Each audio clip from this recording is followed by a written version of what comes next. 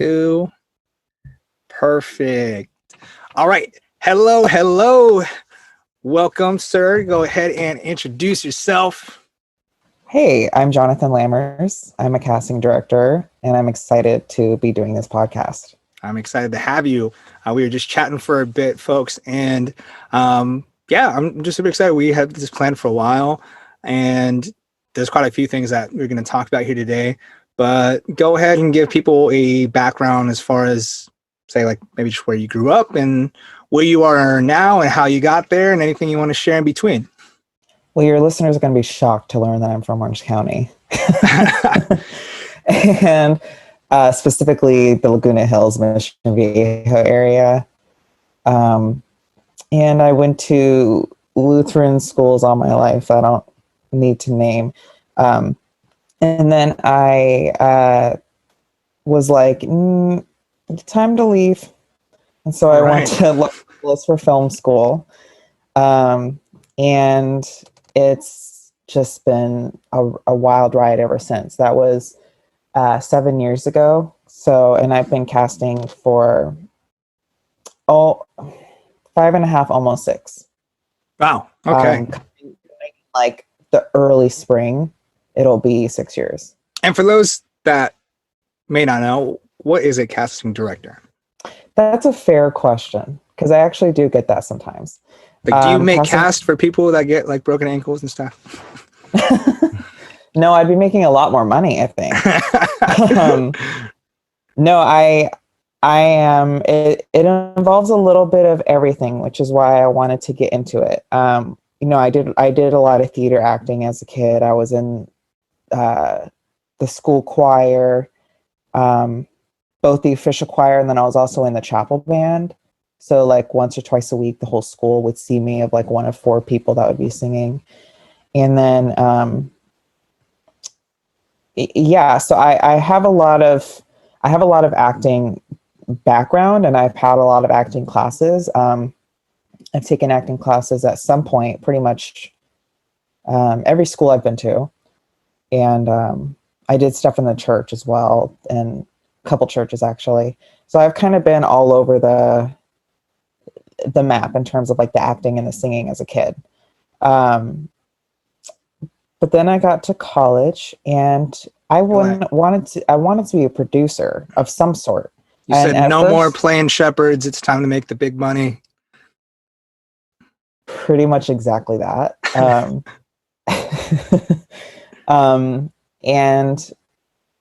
yeah, it was interesting because I really wanted to do music videos and short films as a producer.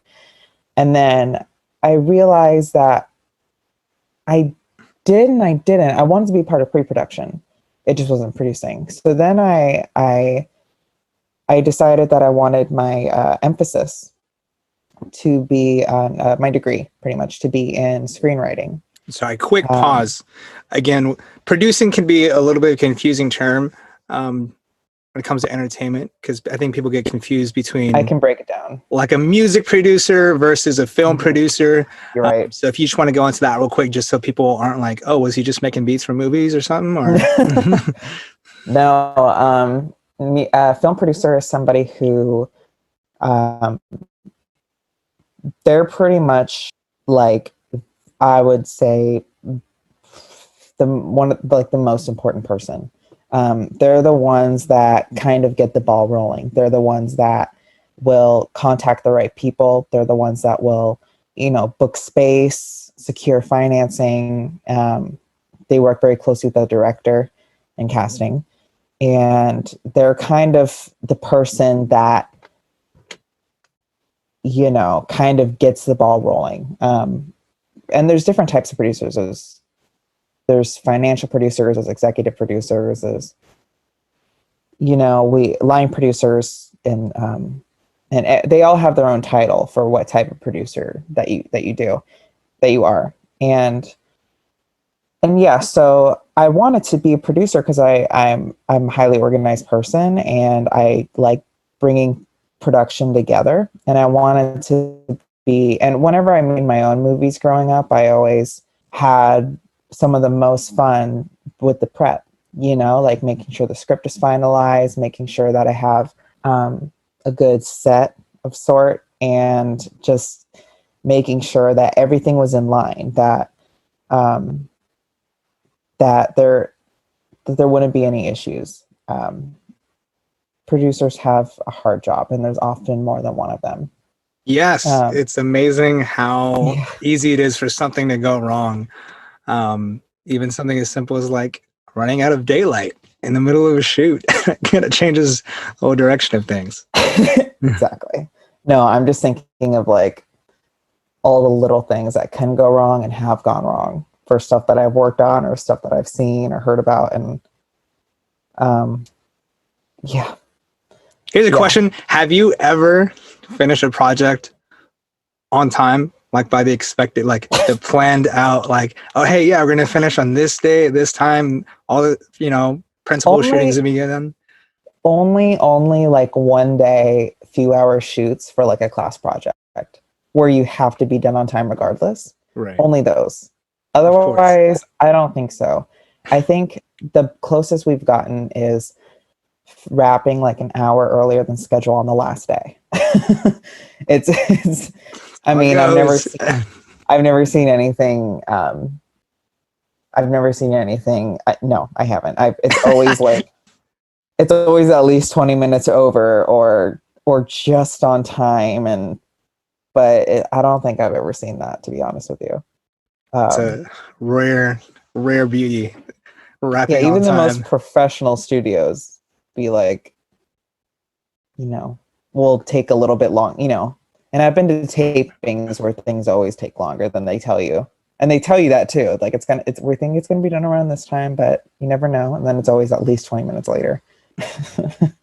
So yeah, and so I wanted to be producer because I wanted to be the one to launch people's creative ideas. And then I transitioned into screenwriting because I would say at least 50% of the film people that I'm still in touch with and close with are producers. So I've always had a good relationship with them. And it just felt right. And but then I decided to do screenwriting, like I've said a few times now, for features in particular. I did take some TV writing classes, but I wanted to do feature because I really love that 3-act structure. And again, so felt for those that aren't in it, feature would be like a full length film. Yeah.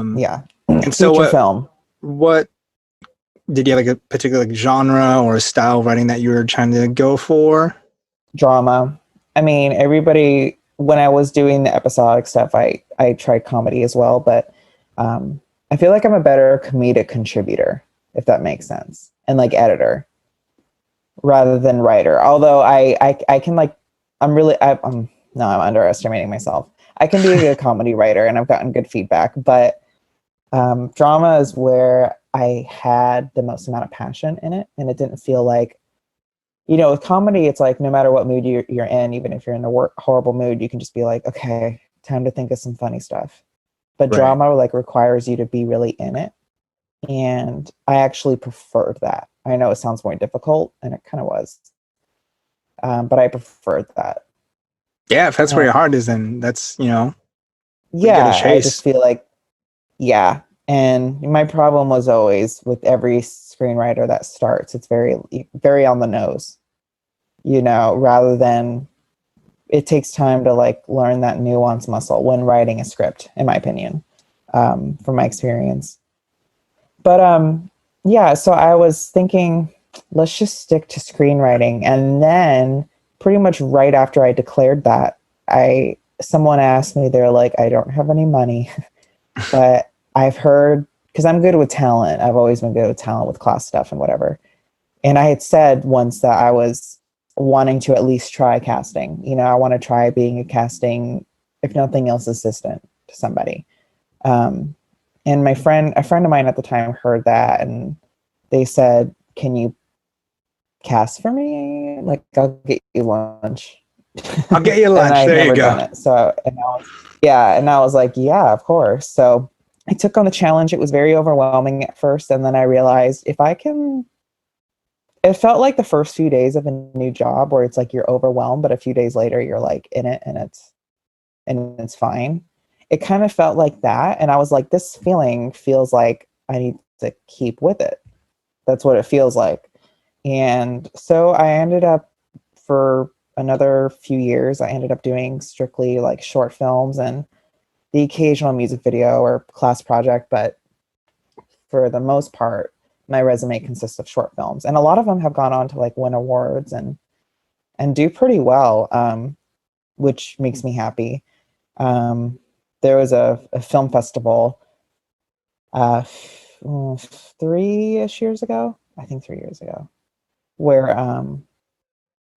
Pre-COVID, like it's like 6 things. +5. I know.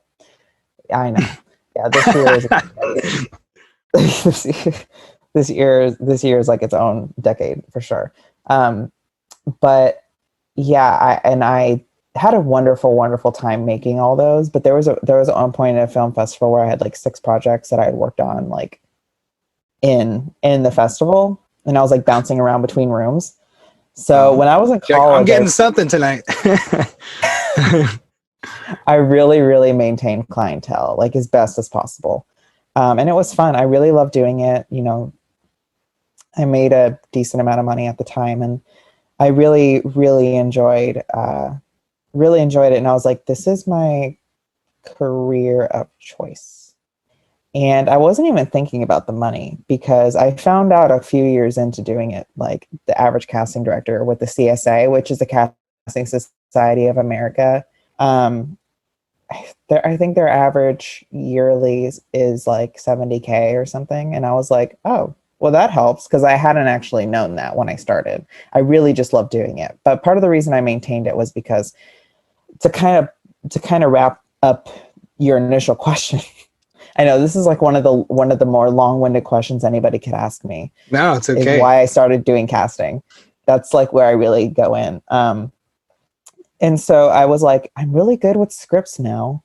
Like I have a pretty good like scholastic understanding, especially once I graduated and I got my like degree, my BFA, my bachelor's of fine arts in screenwriting for film. I was like, I'm not an expert, but I do have a degree. And so I was like, I know okay, something. yes, I pay attention. And I kept all my notes. And I was like, let's tie this all in together. My producing skills, I can book space, I can create schedules, which is its own skill. Putting together a schedule like 80 people is crazy. Very tedious. Yeah, when I look at call sheets, I'm like, who like figured this out? Like just to wrap your brain around, like, okay, well, this scene also coincides with this scene, so it makes sense to shoot this all together. And it's yeah, I actually did pretty okay in the producing classes I took because of that type of skill that I have. It's not easy though, but yeah, so combining all that plus having a really good eye for talent and understanding good acting from a personal and scholastic level, and then good scripting from a personal and scholastic level, I was really able to hone a craft kind of. And then casting requires directing too, because you have to, I mean, it's like the easiest type of directing, but you know, you have them slate, you have them read, you ask them to read it differently, you ask them to come in, you ask them to sign in, you ask them to leave. There's casting really, for me, it includes all bits of different types of film professions that I have, you know, thought about doing. You know, everybody growing up, everyone was like, oh, the next Steven Spielberg, because that's what everybody says. Even if like you end up being in the art department as an adult, everyone's like, you Spielberg. know, film Spielberg, you know, there's no people, you know. But yeah, I had a really cool time just kind of learning in college. I loved college, if I'm honest with you. I really loved learning and honing in my craft, I guess is what you could say. I really credit that system for that.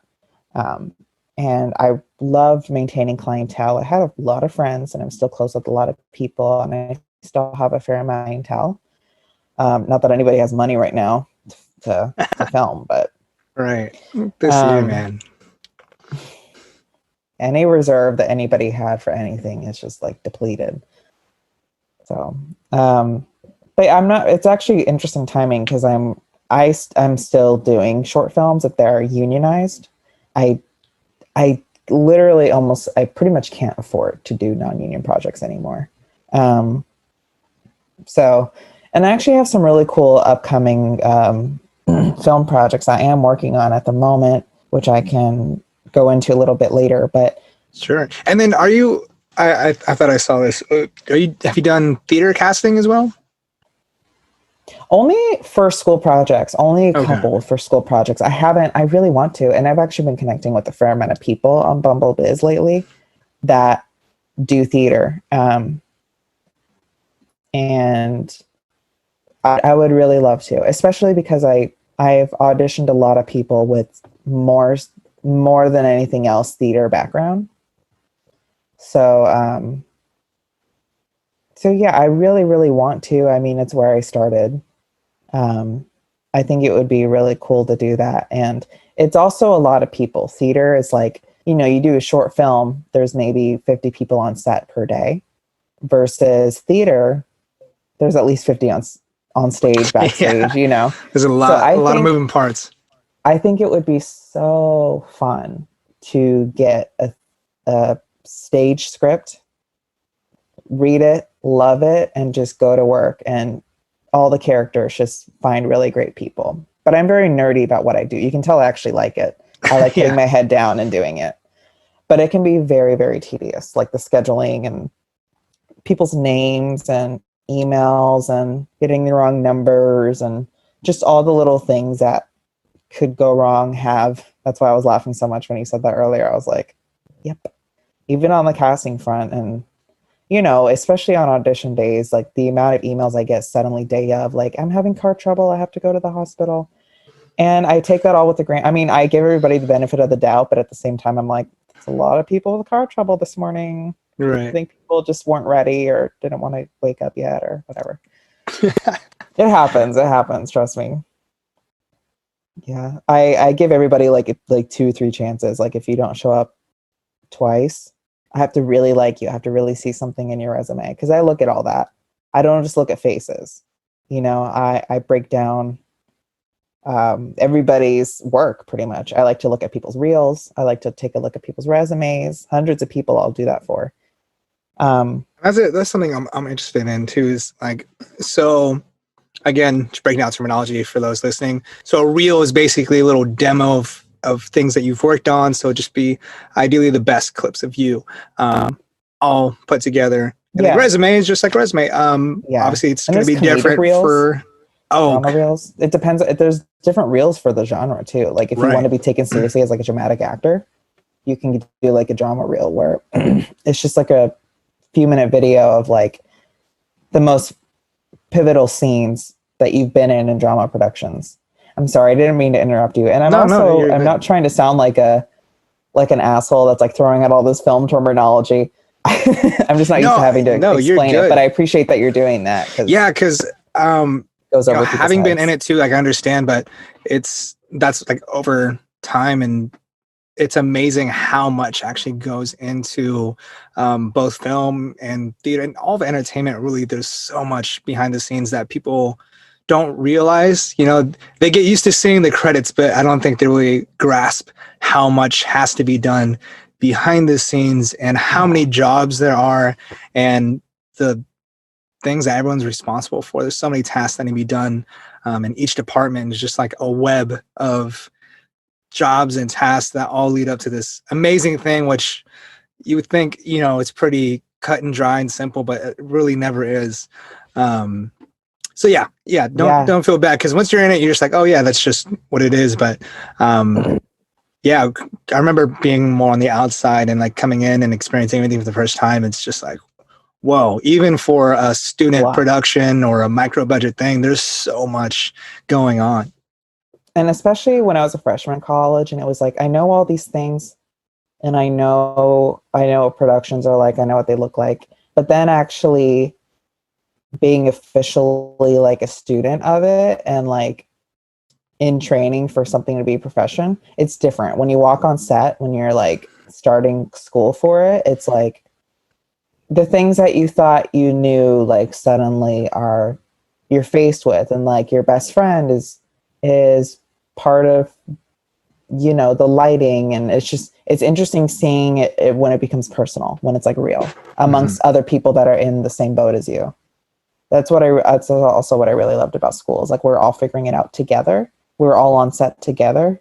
It was like mandated, and it was just really wholesome in a lot of ways. But I also know a lot of people who couldn't stand going to school for it and didn't, you know. But my Ultimately, graduate, not their thing. yeah, or even if it was, they were just like, I don't like this curriculum. I want to focus on, you know, I don't want to be studying all the acting and producing and directing and editing. I don't have to study all that if I want to focus on just one thing. You know, people have their reasons, but Right. and my school was, you know, there was a lot of people that liked it and didn't like it, and it's gone through a lot of changes, and so it I just think it's depends. good to But just understand everything. exactly. Um, and like when I initially got into film, I've only done like a handful of projects, but um, interested in like being an actor. And now, like hopefully, coming to do some more once 2021 comes around, assuming that we're all good from the coronavirus. Um, but I had some friends that were into film, and he was going to USC, one of my best friends now, and I just PA'd. So production assistant, again, for those of you, Hmm. it's just basically doing whatever they tell you to do. Yeah. Whether it's just setting up chairs, grabbing coffee, If making someone sure needs something, talents are it's in the like right place. you there, and that's you. Yep. Yeah. Yeah. You are you. Yeah. Yeah. Yes. Over there. I need a hey. There you are. Yeah. Yeah. That's that person. And so, I've PA'd too. and I think everybody has to at some point. I thought it was wonderful because I didn't know anything about the back end of film. And so I was like, let me do this, like do Yeah. the grunt work and just kind of see, like that way I could just be on set and understand like what the other departments are doing as well, and just kind of getting an appreciation but also an understanding of like how many parts and how many things need to be done in order for the production just to get the right shot. Like there's so much that needs to happen, from finding the locations to getting your actors to lighting, From and producing to casting to crew. there's so Yeah. much that goes on. And It's so I'm so glad that I did, the handful of PA jobs that I did. And I did that purely just to understand. And so, mhm. definitely gave me a cool appreciation, but also just opened my eyes to Did you have how to like much is going on and everything. carry a bunch of Starbucks orders and Yeah. bring them to everybody? Yeah, that's We, like the most PA visual ever. Them holding a bunch of Starbucks with like a clipboard, you know, like under their arm, and I remember, oh, man, I always forget the name of it. Um, what are those hills out there? Like where everyone shoots. I think Iron Man shot out there. Anyways, location where a lot of people like do their film shoots out. I think, and like I don't know if it's Central California. It was a little bit of a drive, um, but it's just this open desert hilly area. There's no like parking lot, and so we had to just park the cars, and we had all the stuff to bring over, all the camera gear, even just like our tents and everything. And so I remember like going back truck, grabbing the stuff, walking down this crazy steep hill. It's like only enough for your like one foot in front of the other, going right back up and going to this little whatever location that they spotted. There's no plugs. There's no like they had to bring generators and the whole nine. And I was like, that's just what it is. That's the job. It's crazy when you're not shooting in a studio or something. and then the Um, actor stuff, and they're like, "This looks fun," and you're like, "I had to set all of it yeah. up. You better appreciate this." And that day, towards the end, it started drizzling a little bit. It was windy, which was great for the drama because it was a dramatic shoot. But as far as literally having to hold down the easy ups, because like you're either like out of sandbags or we just weren't really anticipating how crazy that was going to be. Um, yeah, it definitely gives a new appreciation for what all the people on the back end and at the bottom of the credits have to do. Yes.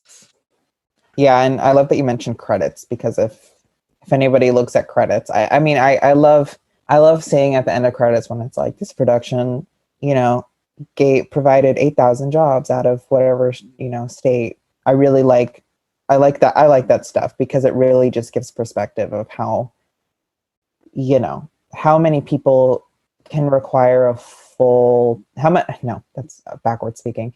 How a full production can require so many people. And it can be good and bad. I mean, you know, it's smart, but you can also there's also like awful films that come out that Yeah, having have like a ton of people working on. yeah, way too many people working on them, and it's like you're not going to make that money back.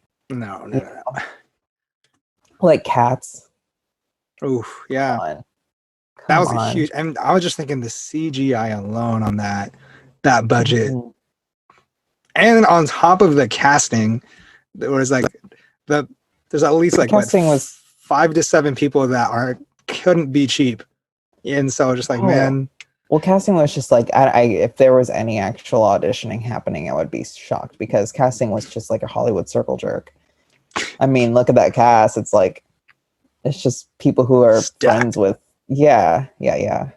No, you're Yeah. totally right. And it's like that costs a lot of money, and Plus is the whatever writers they have in their contract to make them feel comfortable. That yes, alone. yeah, that's like the first thing that's negotiated, and then you know just that movie had to require a lot of freaking people, like a lot. It's just so the you know the wardrobe and art department alone, and the editors, please, Mhm. way too much money for something Flop. nobody really cared about. Yeah, it was bad timing. It's just there was nothing about that was appealing. I mean, I don't need to. I mean, the fact that Jason Derulo is in it took me about 5 to 7 business days to comprehend. I was like, how did he end up I there? was That's so like, strange. Not really a musical guy. I mean, he's a musical person, but not like, very. a musical theater sort of person. So that That was was interesting. yeah. And then yeah, that I think that I love James Corden, but he got Oh, brutalized someone with the has to. memes there, man. Poor guy. He's funny though. I love him. Um, I yeah, wish I could agree. going back. He seems like a like at heart. Like if I'm hanging out at his house, he seems wonderful, wonderful. But I've heard things. I'll just say Oh, that I've heard a I lot. haven't He's heard like the things. male So, Ellen, based off of what oh, I've heard. interesting. You heard Okay. it here first. Yeah, Now you know. but I mean, you have to be. Exposed. I mean, I think if you're putting together a show that's like super, super fun themed, you have like it. It just seems like a lot more work. You know what I mean? Like I'm sure working at Jimmy Fallon is pretty tough too because of all the games you have to put together and Right. all the demands of celebrities and stuff. It's you know. Yeah. So I think too. I mean, to a certain extent, it's almost like that LeBron James, Kobe Bryant sort of personality. Like when you know you're good and you know what it takes to be good, and those people are trying to come up around you, yeah, you're gonna have people disappointed in you right? for And sure. especially if you're not, sugarcoating everything, just like, hey, this is what it needs. Like this is the way it is, man. Like fucking do it. Like Mm-hmm. not everyone's be super receptive to that. Communication, is a spectrum. But sometimes when you're already there at the top, you're just like, come on, man. Like, I don't have time to go ahead and like hold your hand at this level. Like it's either you're doing it or you're not, and And you know what? sometimes it I'm doesn't like come that. across so well. I'm like that with, and I get it because I'm like that with my personal life. Like if you're somebody that's always complaining or constantly a victim, and pretty much I understand if people have to vent. Don't even get me. Right. I was literally talking to a friend last night that had to vent about family issues. Like I get it, but if you're constantly like having like struggling with something or having an issue, but like you can't figure it out on your own. I'm not babysitting you. I can't even if I love you. Like, I can't. Like I'm not I if somebody's like mentally in crisis every other day, I mean, I have enough of my own stuff.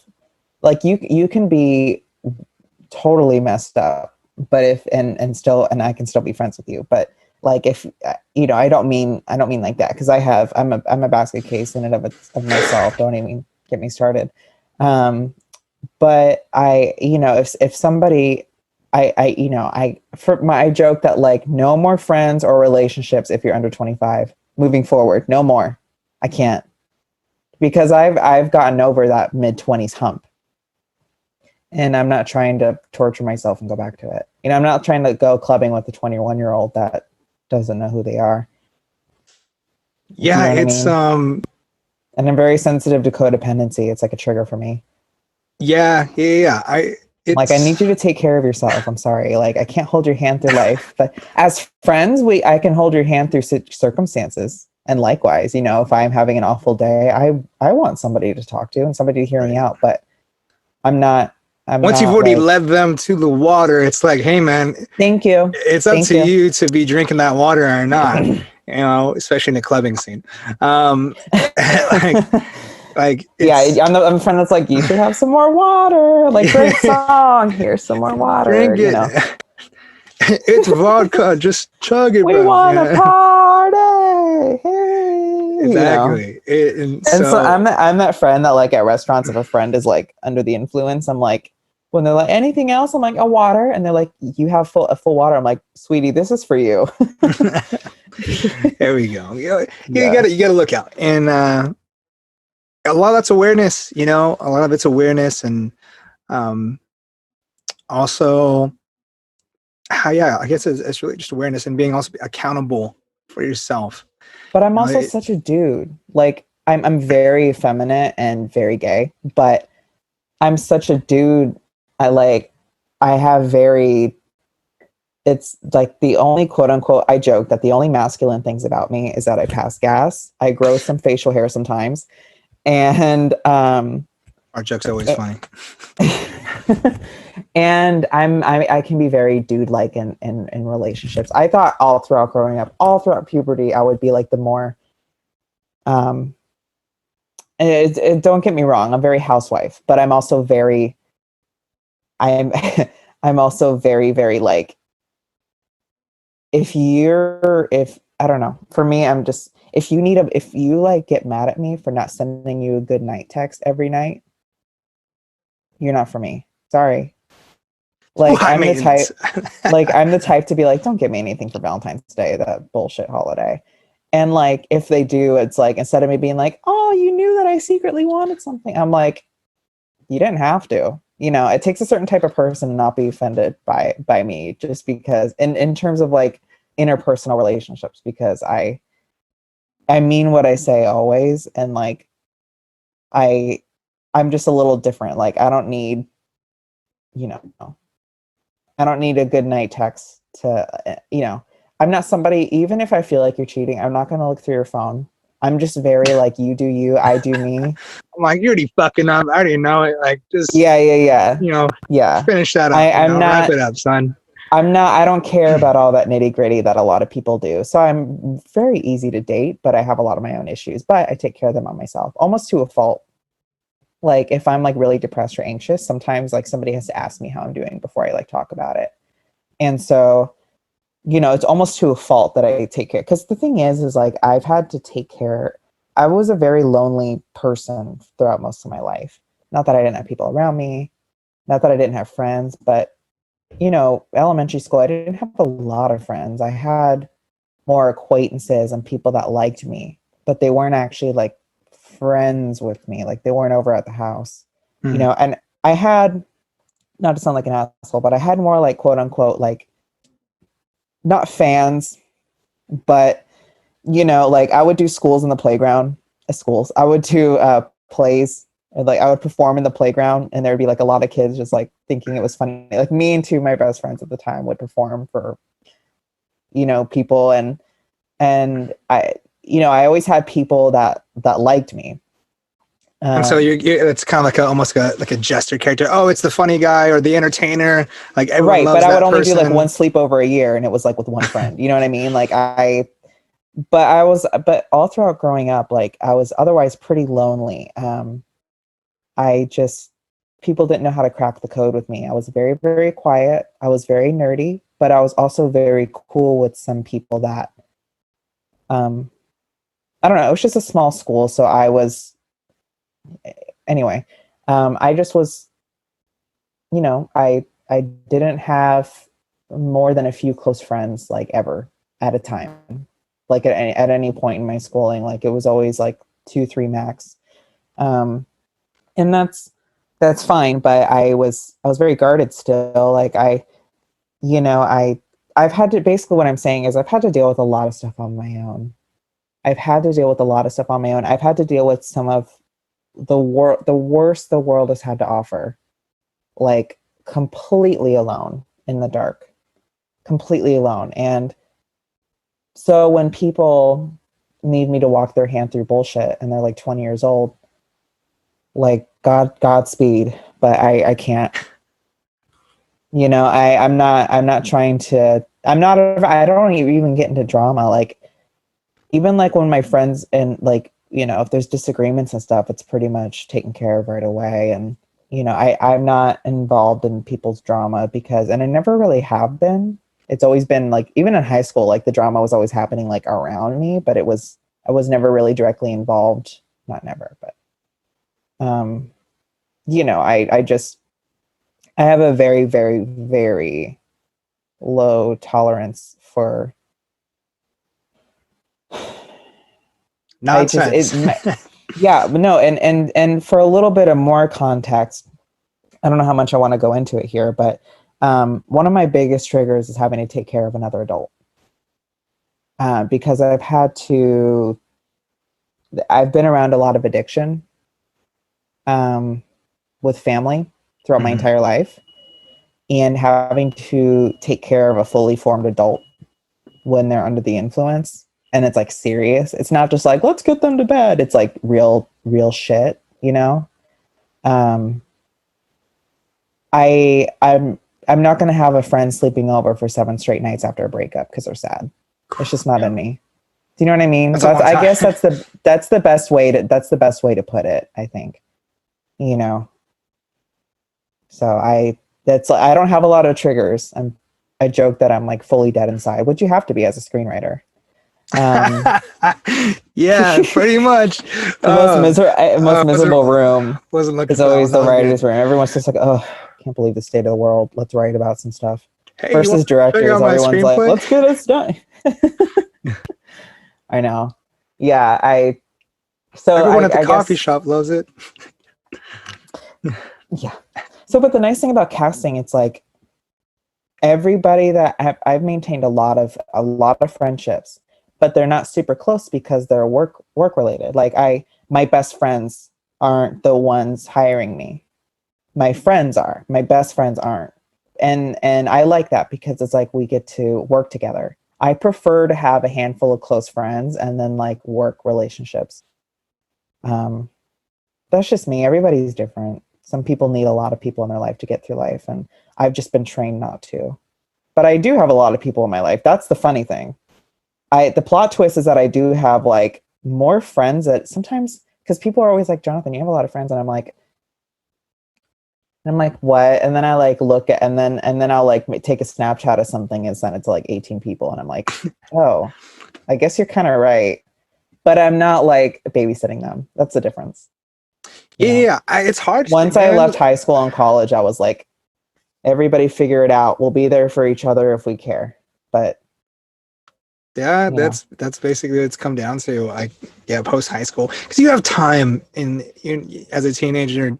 You're done with your day by 3:00, maybe 5 if you're an athlete, and then you've got whatever the heck you decide to do the rest of the day, and then everything you're doing during the day is you're not like you're just like super studying, paying attention to class. I was a class clown a little bit, so there's no way you're paying attention for the full hour of each class. That's why we're here. That's why we're here, having a good time. Here we are doing a podcast that no one's going to listen to for a little bit. One day, I'll save that clip right there if we're blowing up. There's 2 listeners right here. Exactly. And then my mom, maybe my grandma. On my way up to 10 listeners pretty soon. I'll send it out to some people. Don't worry. I'll post about it. It's to fine. my like 26 followers on my casting Instagram. It's That's okay. growing too. That's growing too.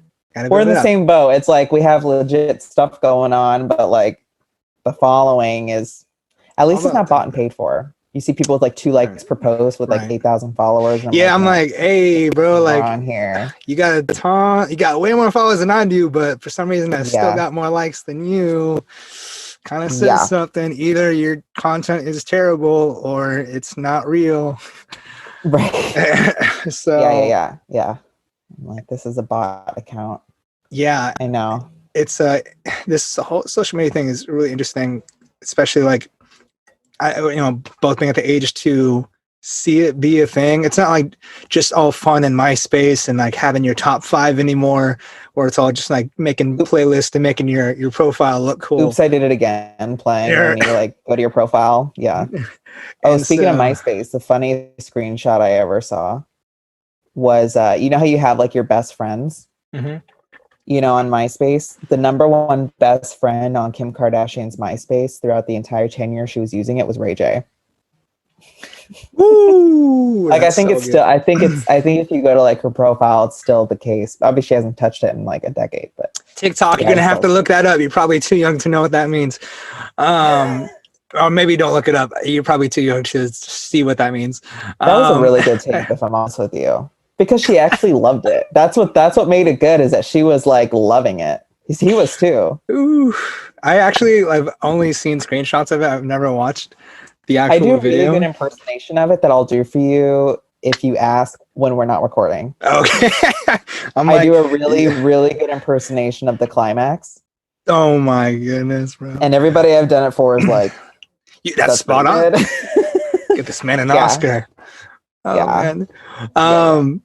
Oh man, yeah, that's a crazy thing. MySpace. I never man. saw Paris's because that just, you know, I'm not looking up people's sex. I watched Kim K because a few like it was a friends cultural shift. wanted to watch it, and I was like, there.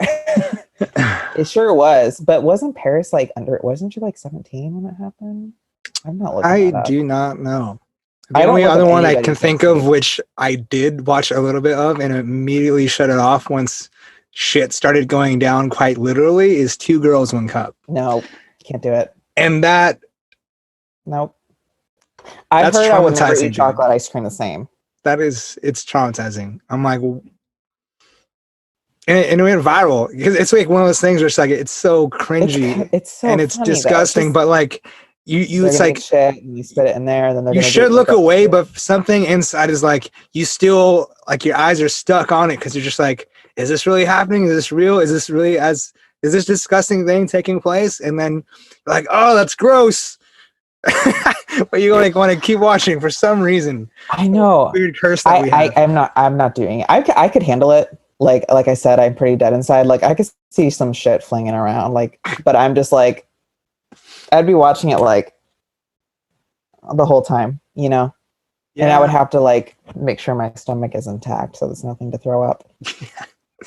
Yeah, it's a crazy thing with social media. So yeah, like I said earlier, when you were chatting before we started recording, trying to get this freaking TikTok thing going, both on my personal account and then figuring out a way to get this podcast popping.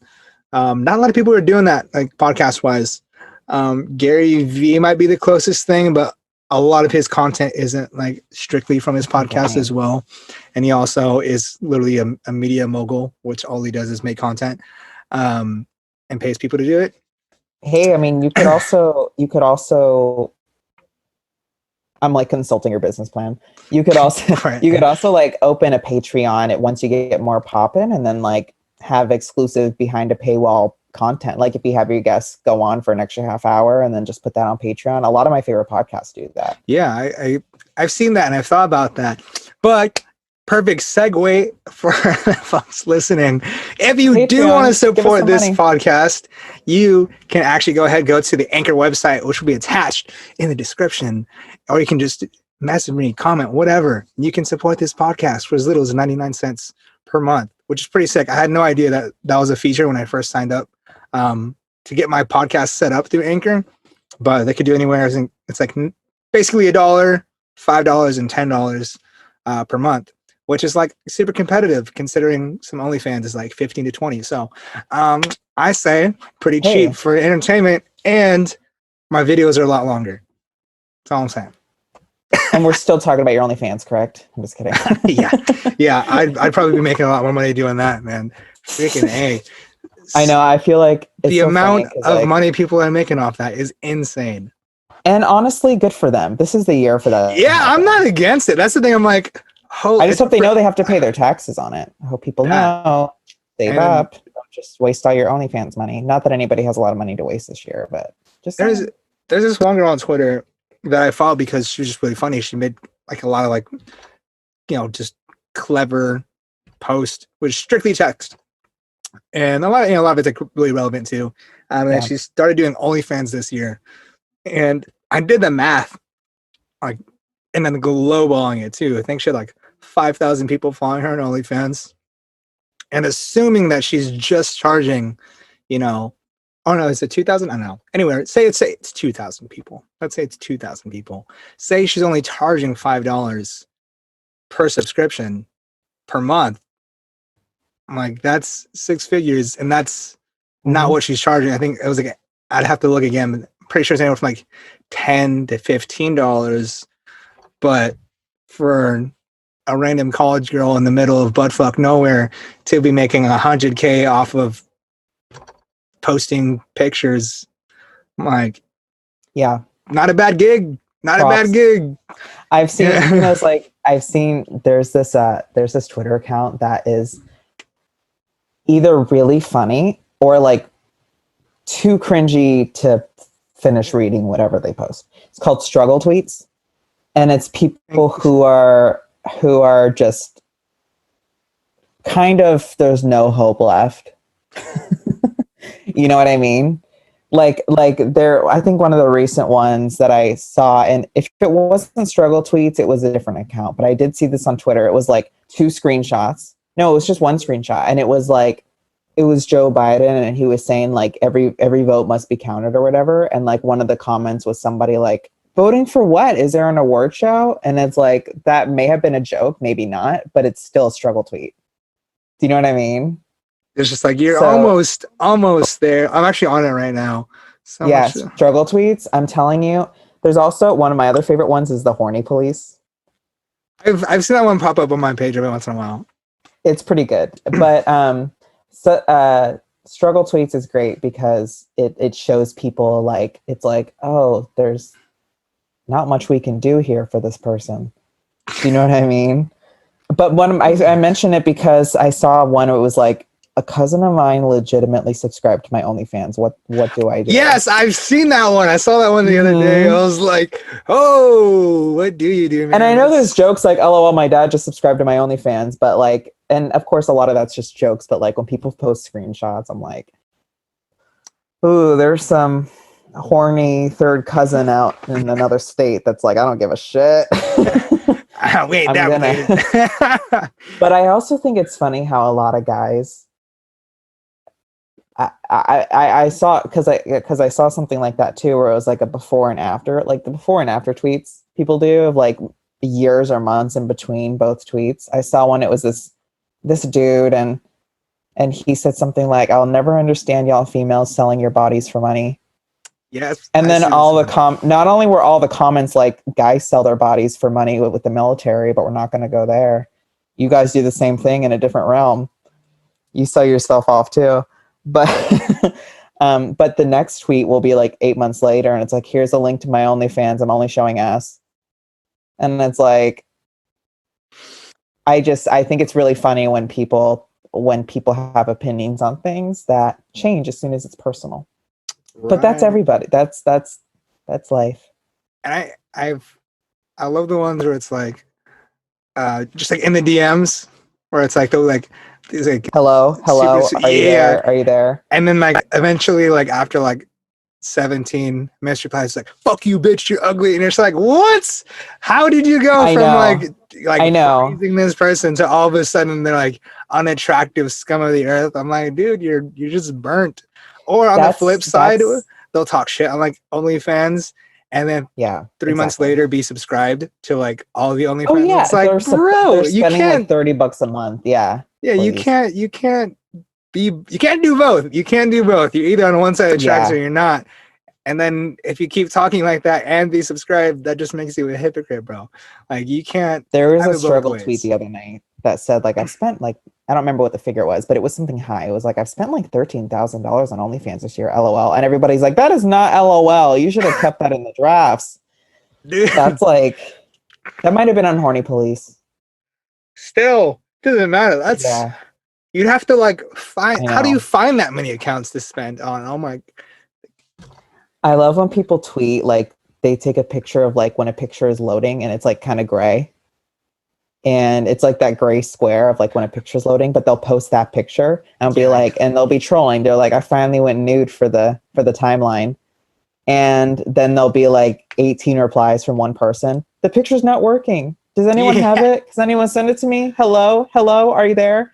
And those guys are Anyone on the else see Horny Police. this? Can The someone send majority me of it? Horny the majority of Horny Police screenshots you'll notice um are very like reply. Oh, there's also one called replyguys.txt, like replyguys.text. And it's guys that like are, like pick me energy. Like Yeah. pick me. Like one of my favorite pick me tweets was like this guy whose whole page was just toxic masculinity from what I can remember. It just, just very, and you'll know exactly what I'm talking about by the tweet. He said something like, my favorite type of females are the ones that know how to be quiet, LOL. And this girl and everyone calls her like the pick me queen. The first reply moments later, I think, or just it's the top reply if nothing else, was like, that's me, LOL, I ain't got shit to say to anybody. And everyone was like, girl, you're just horny. Damn. But there's a guy version. It's like replyguys.text and it's like hot models like, make sure you vote blue. And it's guys like, yeah, I think that's it. I think respect your political beliefs. It might be a little different than mine, but like they're mean to everybody else, Oh yeah. So I love reply guys are the guys that it's very pick me energy is really entertaining with Twitter. I mean, it's sad, and a lot of people do it on purpose too, so it's not always sad, but oh yeah, and that's the it's like thing. Troll comedy on the internet is so great. Twitter's an underrated don't even place get for me comedy, started. man. It's so Don't even good. get me started. It's so good.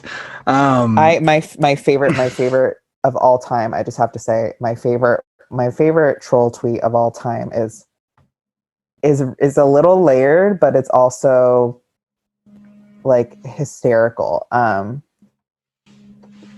Well, I guess there's two. So have you seen the music video for Toxic by Britney Spears? She's my favorite. Everybody knows. I know I have. It's been a while, but She's wearing the blue stewardess outfit and she's on an airplane. okay, yeah. Yeah. So it's like one of her like biggest looks. Right. And I love when people tweet like verified accounts just to troll them.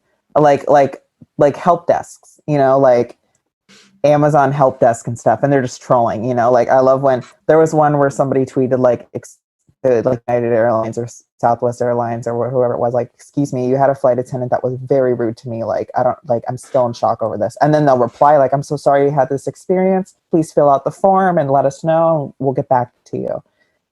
And then they responded, it was a picture of Britney Spears in her stewardess outfit, and they said, this is her, she called me coconut headed bitch. And then like the airlines will block them, and I love Yes. stuff like that. It's just It's so good. it always makes me laugh.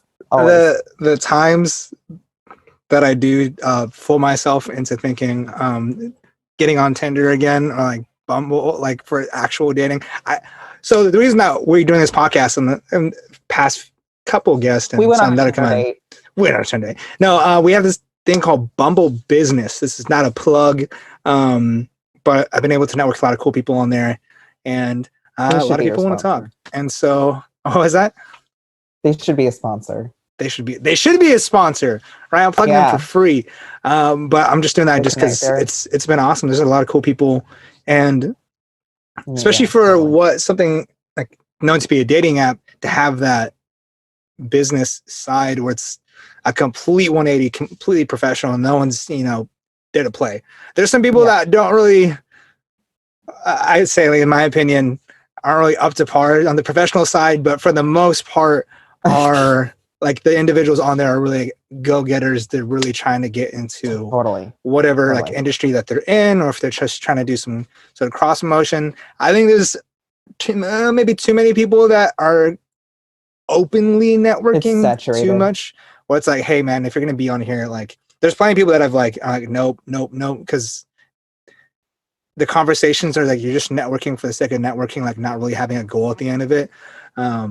I've had to work through that. My first few months on Bumble Biz, I really struggled with that. I was like, oh, this person, we have stuff in common, and then you're stuck at a dead end, and it's like, yeah. And well, if nothing else, I stretch my communication skills.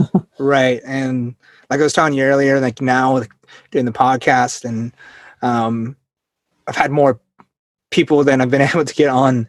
So I had to like stop matching with people just because it's taken me a while to get through everybody that everybody said yes to. But yeah, I mean, You're good for them for trying. Popular. Oh my God. So popular. It was like, no, trust me, those get more matches on Bumble Business than I have my entire online app dating career, probably. However, it really do be like that sometimes. Really do be like that. I'm like, thanks, you just want my money. Not that I have any. You just want to plug some shit product. Right. But going back to like the dating site side of things, I have made it like just like a hobby of mine to go for punchlines, like at the risk of the actual match. And it's so worth it. There's this thing, it was a Facebook, I have to think, but it's basically just all Tinder screenshots of God, like dad jokes and just like stupid like pickup lines, or not even pickup lines sometimes, just terrible jokes. I have a Tinder tip for you if you want to do, if you're not afraid of really falling on your face and being on. Oh, no. I've totally like thrown away like amazing matches when I'm like, this joke is too good. Okay, good. I'll die for my craft. I saw a screenshot of somebody DMing this woman like random pieces of furniture, like 6 photos, and they're like, and she's like, hi, what are you doing? And he's like, I'm just moving into your DMs. Yes. And it's like, come on. It's so good. It's so good. See, I would read that and be like, what's your number? You know what I mean? Moving in. Oh man. There is this other one that was like similar to that. I forgot. I've seen like some good ones where it's like they'll like make a clever like line about sports or whatever, and then do like a ball emoji, and it's like, oh, okay, the ball is just in your court now. I'm like, all right, you motherfucker, like, god damn it. I'm a sucker for these dad jokes, man. Yeah. I know, I totally get it. Whenever I've gotten stuff like that, which is not often, trust me, I don't have a flock of people necessarily trying to get at this, but I love how it do be like that sometimes. It's okay. No, I know. I love how I like one of Amy Schumer's oldest jokes. I know she's polarizing. I'm a big fan of her early work. I've seen her live. She's better in person. I think much she's like better Drake, right? Scripts. Everyone's a fan of the early work. Right. And then it's like, you know. But anyway, I know she's polarizing, and I know there's a lot of controversy. And even I, as a fan, I have an Amy Schumer shirt, but even I, as a fan, I think a lot of people's reasons for not liking her are valid. I think, you know, you can still be a fan of someone and understand nuance. But one of her earlier jokes was she was on Ellen. She was talking about how she got to sit courtside for free next to this hot actress from Glee. And she kept trying. She was like, I want to be friends with you. And she's like, I can't. You're hot. Like, you have hot people problems. I can't relate. Like, she kept telling Amy, like, oh, he won't stop calling. And she's like, oh, I hate that. And I'm just like, same, you know. Every once in a while I'll get a reply guy, but he's always like, that's like, hello. And I'm like, dude, ooh, yeah. Stop. I'm busy. you gotta open up a new line of a comedy there, reply guy comedy, like set him up for something. I don't know. I'm a sucker. I've been wanting to get into stand up this year. Of course, everything was closed. So can I please? I turned to Tinder a couple of times. Yes, I love stand up so much, and a lot of people tell me I should do it. But yeah, I don't want to do it enough yet to do it. But eventually, I watch stand up all the time. My favorite people in life are comedians. I kind of live like a comedian. Like, you know, I can smoke a lot of weed and then stay up all night. Like I get it. So I used to go out a lot. So you've heard of Joe Rogan, okay? I sure have. Oh, I would fare really well on his show. Yeah. So yeah, I mean, I totally get what you mean though when it comes to like, I think this whole year is like, should I get back on the apps? Yeah. Or is it because like for me, I actually have gotten back on an app once, and I have gotten back on an app that I check like once a week, and I pretty much just, a lot of these sites and stuff you can like favorite people, and I end up favoriting people for like, if you're still around when these cases aren't going up so much, then maybe, you know, it's kind of like mostly just chat for now from what I'm noticing. Yeah. Unless you're, and the ones that are down to like meet up, I'm like, if you're so willing, maybe I shouldn't, because it's like, how many other people are you just like willy-nilly just hanging out with in the middle of a pandemic, you know? Yeah, I'm like, I wouldn't date you. Like if you're probably why we've still have so many problems, but it's okay. I know. We'll be fine. Yep. We're gonna be all right. Sorry, that's copyrighted. Ariana Grande. That's right. It's your own rendition. It's parody art, therefore it cannot. It's parody art. I'm claiming it for my podcast. Yeah. Therefore, you cannot sue for any reason. We're probably gonna be all right. Yeah, you know, our max 20 viewers for the next month. It's all right. In like 2026, when this is popping, people are like, oh dang, dude, these OG episodes are something else, dude. That's true.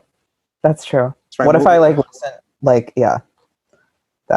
Anyway, no, I've listened to a few of your episodes, and I'm like, this podcast is gonna do well. And I love your format. I love that you talk to people like in Orange County that do all sorts of different things. Like, I really like that and I really like that we connected because, you know, a lot of people are interested in like how I got into what I'm doing being from Orange County, so I could always just send them this podcast. Yeah. You know? It's a lot. It's interesting being in Orange County because you're so close and so far when it comes to entertainment. There's a little bit of a stigma the border of like, on one side and Hollywood on the other. And I think and it's just from talking to people like in entertainment, like for some reason people don't always take you as seriously if you're still living in Orange County, like working in entertainment. You know, it's like as if they're just assuming that you aren't down to commute or something. Like I think that's a little bit silly, but it's like if you're working, you're working, you know what I mean? If I've auditioned a lot of people from like freaking San Diego, and I've been like in Hollywood casting, having a room rented somewhere, and people will tell me like, oh, I drove from San Diego or whatever. Like a lot of people, if you're in entertainment, people are willing to travel. Yeah. And so it's kind of funny when I see people like Orange County, maybe if you're coming in at the wrong time, like, yeah, it'll take you a couple hours to get to where you need to be, but it's not that far. But there's also a lot happening here too. Maybe not some like as much in the entertainment realm, but right. It's a lot of theater down here though. I mean, I had ample theater and choir opportunity as a kid down here. Yeah. Oh, and I mean, like just like with opportunities in life in general, there's so much in Southern California going on. I guess like in my other parts of life, like MMA, mixed martial arts, there's a lot in Orange County. Like a lot of the top UFC fighters train out here or have trained out here or retired and they have gyms out here. And then like even some clothing companies like Obey's based out here, Ruka. Obey, yes. I used to like any guy I see wearing like an Obey hat in particular, like I can't take you home for Christmas. it blew up. It became a little bit of a meme. It became a little bit of a meme. But at the same time, I'm like, Obey. Depends. Let's exchange some pictures and we'll see if I love it. But that's Shepherd my inner Ferry. housewife coming out. There you go. No, but the artist behind it, Shepherd Ferry, is freaking dope. Like if you see his that was my murals nickname in elementary school. No, I'm just kidding. What was that? Shepherd Ferry. I'm like, that was my nickname in Shepherd Ferry. I get it. The gay kid in the Christian play. Oh yeah, I Christian just kid. remember you're in the. I went to the private school. That's gonna must have been interesting for sure. Oh my God. Blessing and a curse. I'm like, yeah, Blessing and a curse. I always played the cherubs. um, yeah. Oh, So heck Shepard yeah. Fairey, the artist behind Obey, has like actually a good handful of murals out here too.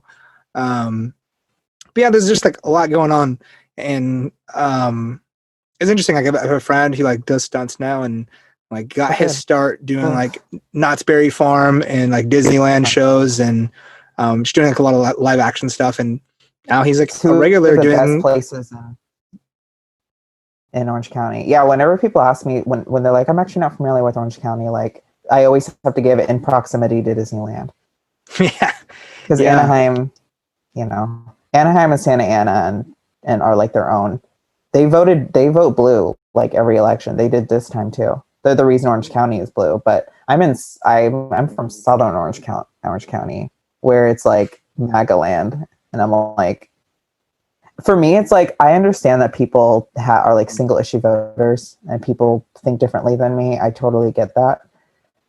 I sometimes I want to ask like, neighbors or people that I that I see that are, MAGA people. I'm like, my question, I always just want to ask, and it sounds like a condescending question, but I promise it's not. My question is always, because I'm a minority and I have been in a lot of ways throughout my life, even though I'm like, I'm white and I have all that privilege, all of it. Trust me. I'm always given the benefit of the doubt in interviews. And if I'm pulled over, I definitely have white privilege. But I'm also like gay and I have certain development deficiencies that are very rare. And I part of the reason I felt so alone because I have different things going on that only like 6% of the population have. Oh wow. So yeah, so I understand feeling singled out. So my question to a lot of them is, and down here is, what is it like being the minority vote? Mm.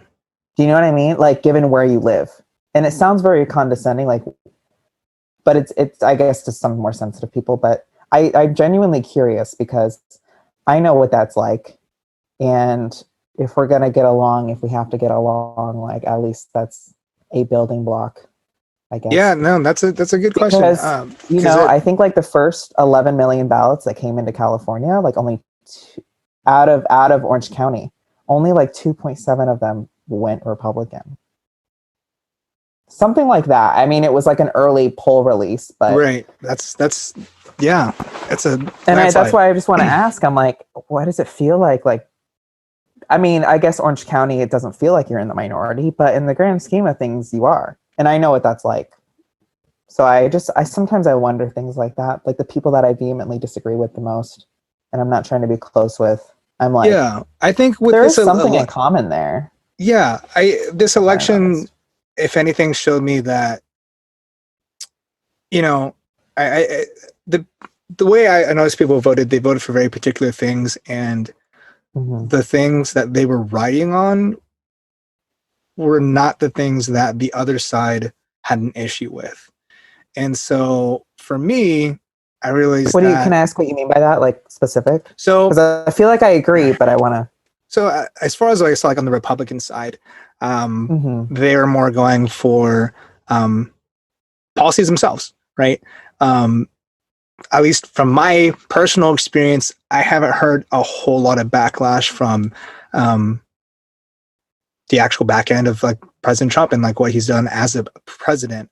However, on the Democratic side, and where a lot of liberals stand, is the cultural side and the sort of like shift in mindset and behavior seen across the country, specifically with like just a perspective on minorities and women and people of color. And so, and that seems to be like where all the Democrats were like, hey, like this is why we're going this direction, or Republicans were thinking more. Got it. I see it's typical stuff more like on the financial and like, how does my day-to-day, my taxes like turn out? And so the thing that I realize is that if it isn't your problem, you're honestly just like not thinking about it. and the fact that other people aren't like Great. I know. understanding that like, oh, hey, I have a problem with this thing, and then they're like coming back at you with this whole other thing. That's where like at least like it's like the Facebook comment section, like everyone's trying to get their point across, but no one's really there to listen and like, you know, digest what the other person's saying. They're just trying to like convert you on the spot. And especially this election, it just opened my eyes to the fact that everyone's speaking two different languages and on two different topics, and people are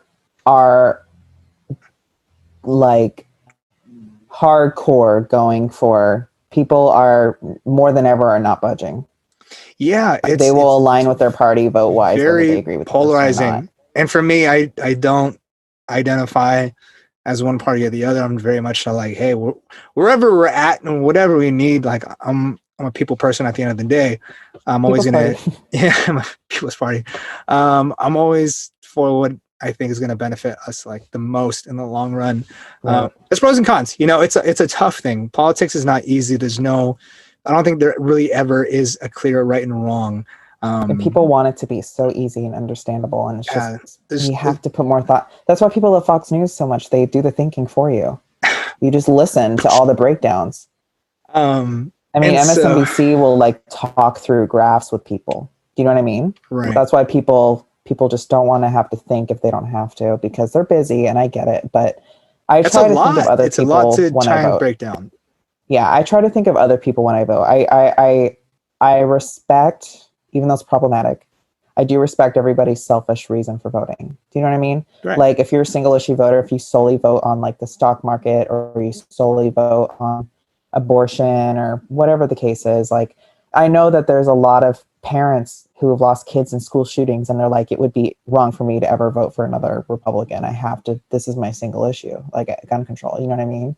So I understand people have their reasoning, and I can respect it if it's real.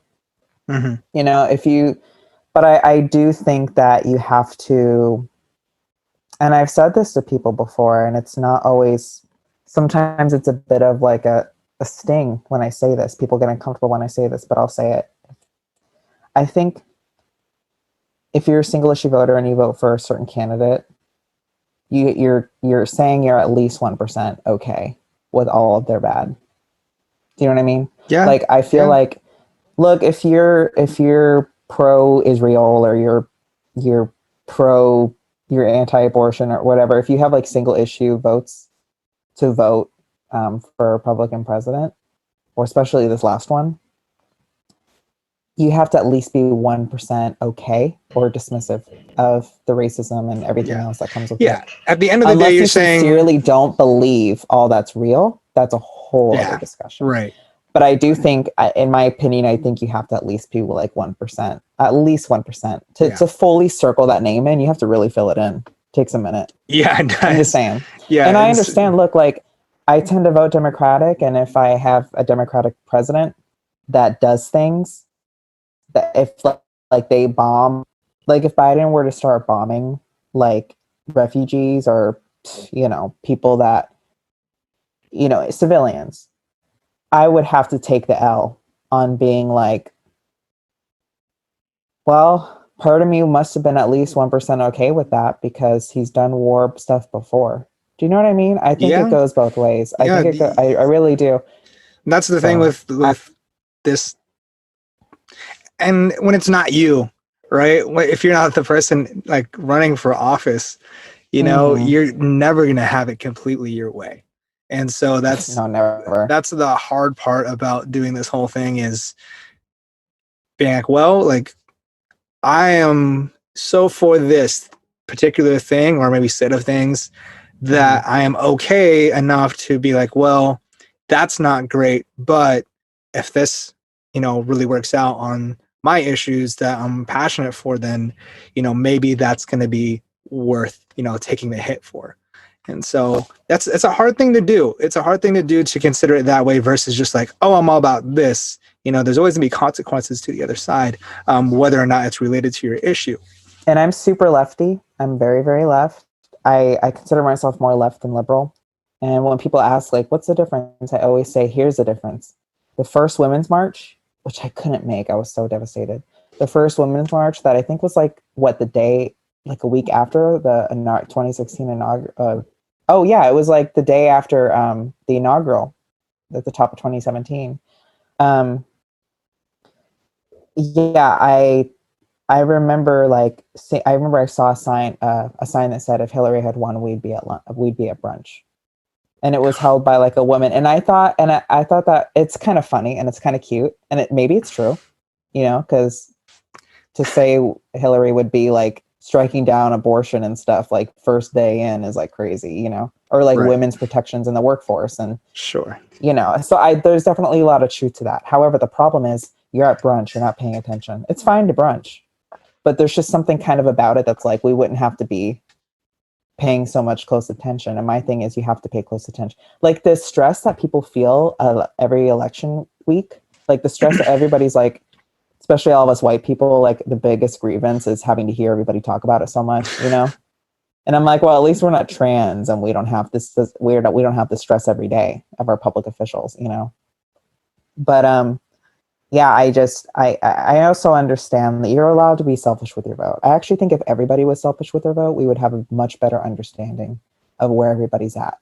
I do think there's that 1%, and I think voting selfishly is definitely there's some problematic issues with it for sure, but I get it. It's the most American thing ever. And if you want to ignore what's happening to the border because you need a certain amount of tax money for your business in order to feed your kids, I get everybody's reasons. I don't always like them, but at the end of the day, not everything's so black and white. And it bothers me, and I say I'm super lefty, and I say that for the context of my next point, which is I don't understand when people are like, I will never talk to a Trump supporter ever again. And I'm like, I'll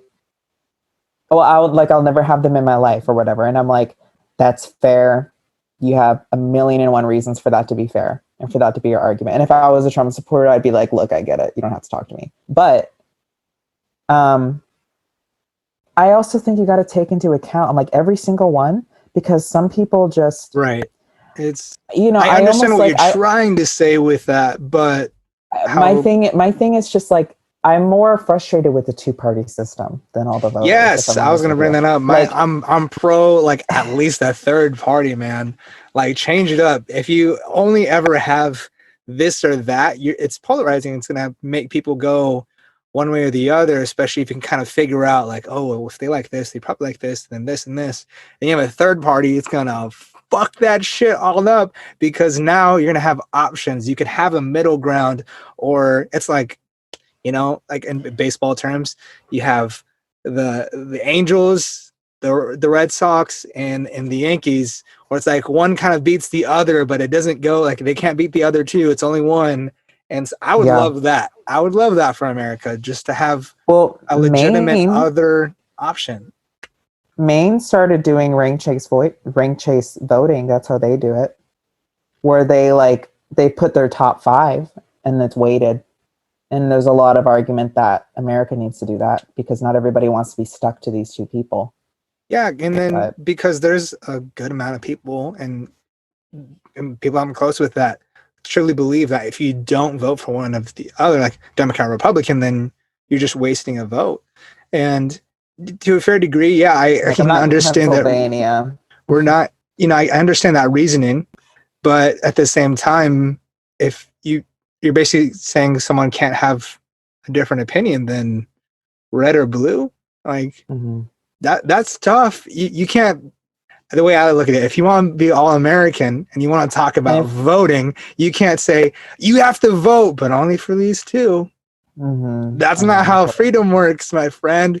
At least that's not how it's defined. It's strange. The system, I totally agree with you. However, I don't vote third party anymore because I think the only reason I think the system would have to change because you would think after this election and the 2016 one that third party would get at least 5% of the vote, and they still haven't. And if they can't this time, it's the system.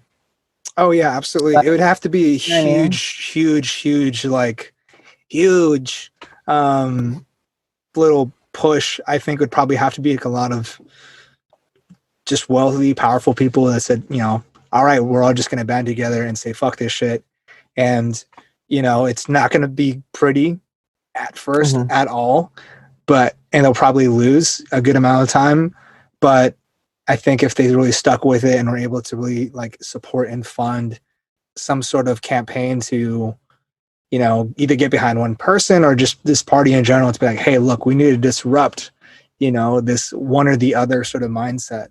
It can happen, but I think there's a lot of fear behind it because there's going to be a lot of doors closing behind them and Change. bridges being burnt, and especially when you're to be able to make that change, right? You're around a lot of powerful people, and to lose powerful connections and potentially have them be enemies. No, it can be Right. scary. It's scary. There's a lot of uncertainty that comes with that, especially with the fear of failing. Just like to lose everything. Not everyone's down to be a martyr. Right. Like that, especially on such a public stage. I'll just say one more thing on the former president now. um, is like, for me, it's like, if you vote for him, just understand you voted for somebody who called the coronavirus the Kung Flu virus. That's all I'm asking. Just understand that history is not going to look good on that voting record. Statistically, more people voted for Nixon than people say they did. More people say they didn't. But statistically, there was a lot of lying. A lot of people who did vote for him swear that they never voted for him. And I think that'll be the same case. I think it's like that with every president, but it's strikingly statistically different and I think that accounts for people who died too. So, that's all I ask. I'm like, look, here's the thing. Stress over other people's opinions all stress comes from, I've done a lot of therapy. All stress comes from lack of control.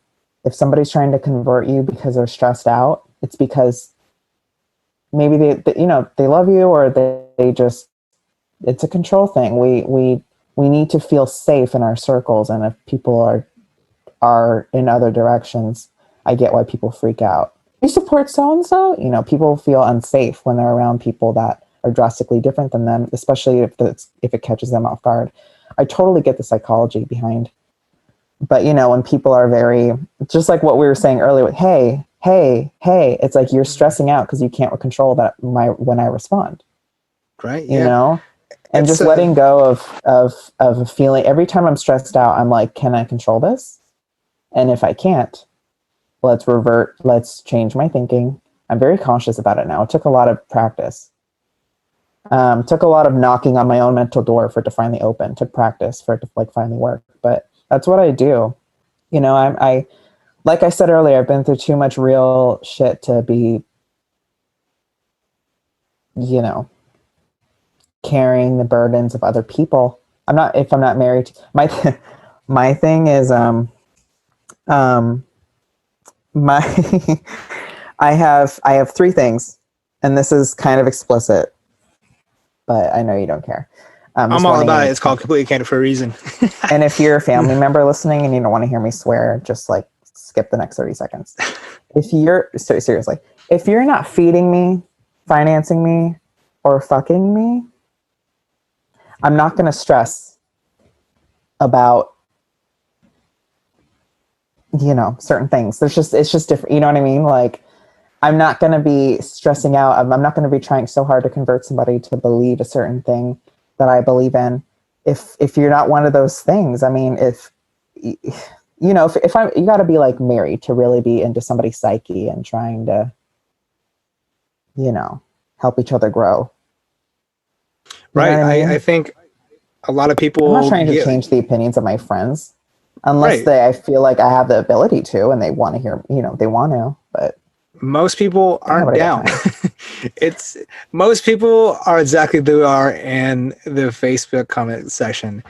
Whatever you're trying to appeal to and and convince someone of it's probably not going to work.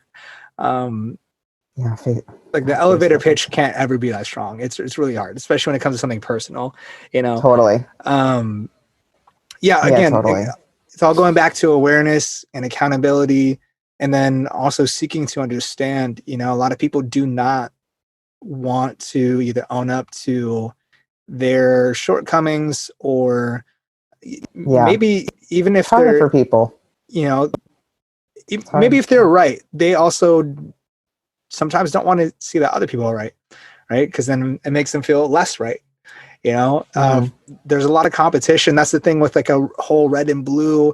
Even the term black and white, that's like, it's so divisive. You know, I know, and I've been saying it. I'm just, I mean, it's a term, and there's so many other like terms like that too. But I know. The idea of teams, you know, it can be really, really great for like bonding and team building. You know, you bring people together like that. But when you separate people, you know, at the same time, that's when it becomes hard. And that's why, like, for me, trying to like fathom racism still, like, say if we've only been around for 2,000 years, I'm like, in my opinion, 2,000 years seems like plenty of time to figure out the whole racism thing and even nationalism. It's like, I know. How long? Come on. How long, man? It's such a silly, and then especially like with nationalism, like or even like states, it's like it's an imaginary line that doesn't, like, you can't even see it in real life, and you're just getting so big on it. And sports teams, that drives me up the wall. You're not even on the team. You just like the team a lot. Like, I love the Lakers. I'm a diehard Lakers fan. However, I'm not going to go flip over a bus and light it on fire. You know what I mean? Look, if people cared about what goes on in Washington and racism, and if people cared about racial issues as much as they cared about award shows and their sports teams, you know, the world would be a better place. But, you know, Americans are privileged. They get to kind of divert their attention if they're unaffected by a lot of things. Yeah. I mean, even outside of, I mean, not to play down the privilege whatsoever, but a lot of it too is learned behavior, taught behavior. And oh my gosh, yeah. It's a vicious cycle. And going back to my whole thing, like being in the Facebook comment section, you're not going to be able to, or at least not easily, maybe 1 in every 1,000. It's going to be very difficult to wake someone up from something, from their truth that they've known their entire life. And you can have all the facts and all the anecdotes, you know, there, but creating a new truth in someone's mind it's not black and white. It's not that easy. And truth and Facebook don't go hand in hand. Yeah, and even a conversation, you know, it's just like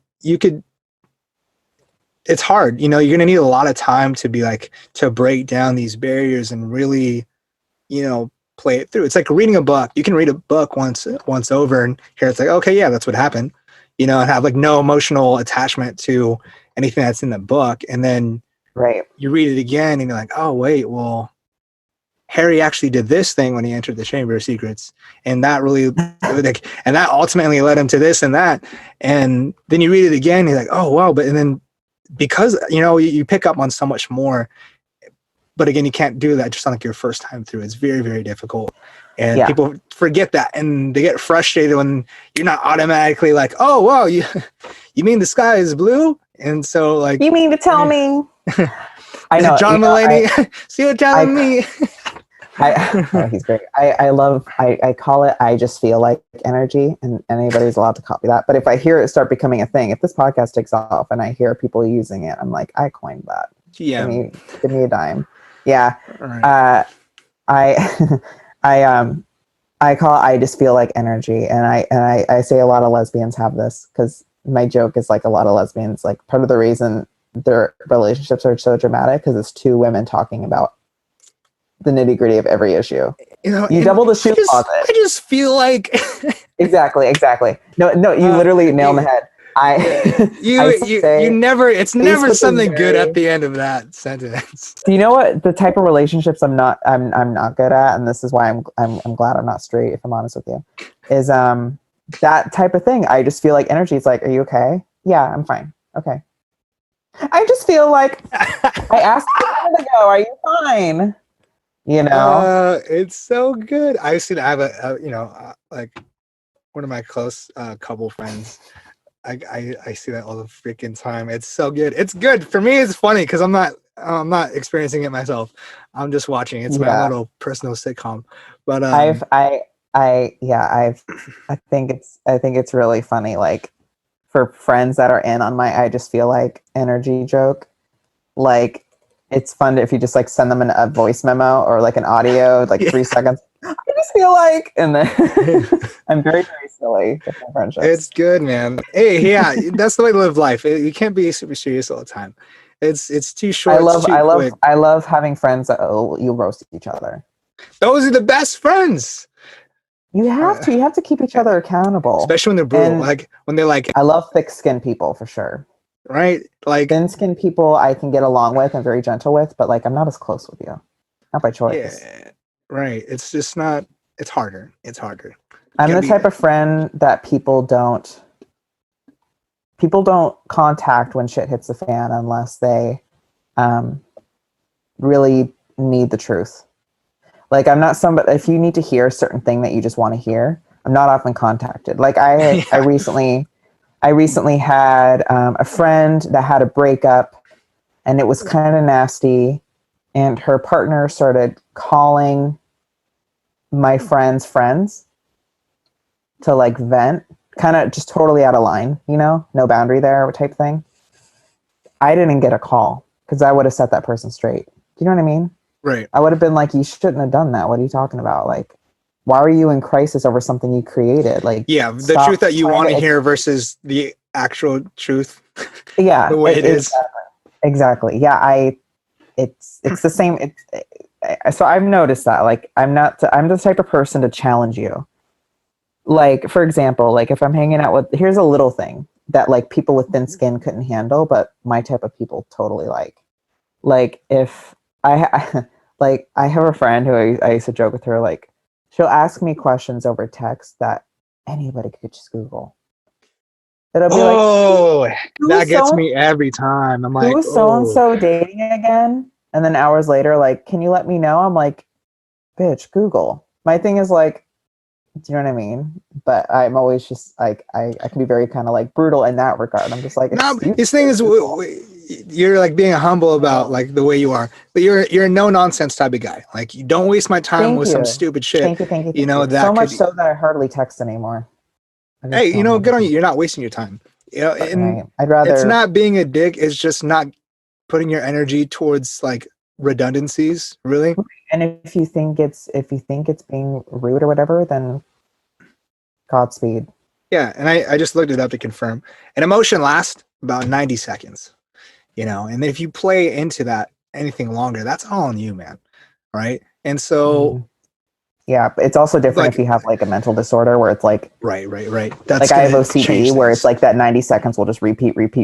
But you gotta take, if you're like 30 plus and you don't have any handle on any of your issues, but expect other people to come out, I'm like, come on, you I know? mean, so you mean you've already got something that you're challenged with, but there's still some sort of awareness, and I'm sure that's taken some time. But there's accountability with that. I mean, that's kind of been like my theme for the day unintentionally. But for the most part, people can have a handle on like their situation in their life, but a lot of people choose to kind of like wallow in the sadness and the woe is me and oh I could have been, should have been. It's like shit, man. It already happened, Right. It's like man. when you Like have what like an can you older do? family member like watching a game on TV and it's like, back in high school I was considered for a draft and it's like they talk about it like all the time and I'm like, that was 40 years ago, baby. You gotta heal. Yeah, yeah, man. It's one thing to have a cool story and to be like, oh yeah, that was fun, but like when you wallow in it and you're just like letting yourself just sit in the soup that no one wants to eat anymore. It's like, hey man, like it's done. It's done. Like that shit should have been thrown out a long time ago. Like, say if you're anti-Trump, shit, man, he's already been president for a while. Like, got to deal with it. It's still at least a few more months until he's out. Like, that's just the way it is, you know. Unless you can really do something to get him out. There's been attempts, whatever. But anything else in life too, it's like someone smacked you across the face. The smack already happened. You're gonna have to figure it out. So you're either gonna keep crying about it, and waste time and thinking about how that smack couldn't have not happened, or you could figure out, how do I not get smacked again and avoid that situation altogether, you know? Live the rest of your life without a smack across your face, you know, at least the best you can. At least in that regard, whatever the issue is. Right. But Facebook is I just feel like energy. And one of the things I don't have sympathy for is willful ignorance. You can be like that, but I don't have any, like, for example, like I know a few people that are like, I don't pay attention to the news. I don't pay attention to anything at all. And I'm like, okay, fine. But when the world starts ending and you don't know what's going on, you know, don't try to squeeze in my bunker. Do you know what I mean?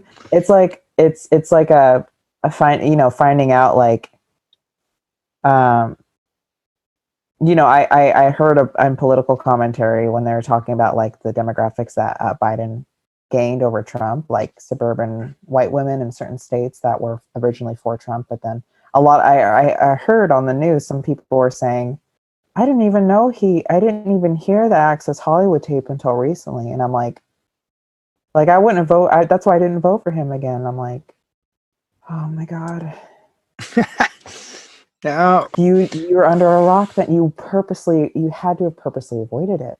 I don't believe you, is what I'm saying. Like, there's just some things I'm like, next.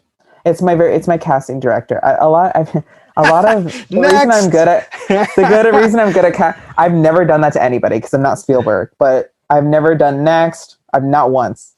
Good on you. Trust me, if I'm ever able to, and I know that the person is just like bullshitting and they're wasting our time. You know, if I have the power to do that, I'll do that. I'll need my own security guard, somebody at the door. Because I'm like 5'4", like anybody could take me on if I talk shit. I joke with people, and I've joked with people for years, I'm going to need to marry like a really buff, masculine man because I have a very slick mouth. And if anyone ever tries to fight me in public, I'm good. Oh man. That's my joke. I need somebody to fight for me if I accidentally say some shit. You know, like for me, like, you know, like I'm the type of person. And again, if your family, here's another skim moment, unless you don't care. But for example, when Trump won the first election, there was a Christmas party I was at. And there was a neighbor who doesn't know how to read the room. You know, like some people just don't, like, you know, some people just can't read a person. They can be super gay and like, they'll be like, oh, I didn't know. Like there's some people that are just, they see a person, but they have to like work towards figuring out the personality. They don't have any intuition on that. Yeah. You know, I'm like, I'm a pot smoking liberal. Do you know what I mean? Like even though I just said I'm not liberal term wise, but you know what I mean? It's obvious. Like I look like a book smart, you know, never goes out type person. And lately that's been the case because of the world. But, you know, it's very obvious. If you talk to me for more than a minute, and I'm sure you know this now too, it's very obvious that I'm not any type of right winger, like personality wise, politically. I'm just not. You know, I'm a very Hollywood next type person.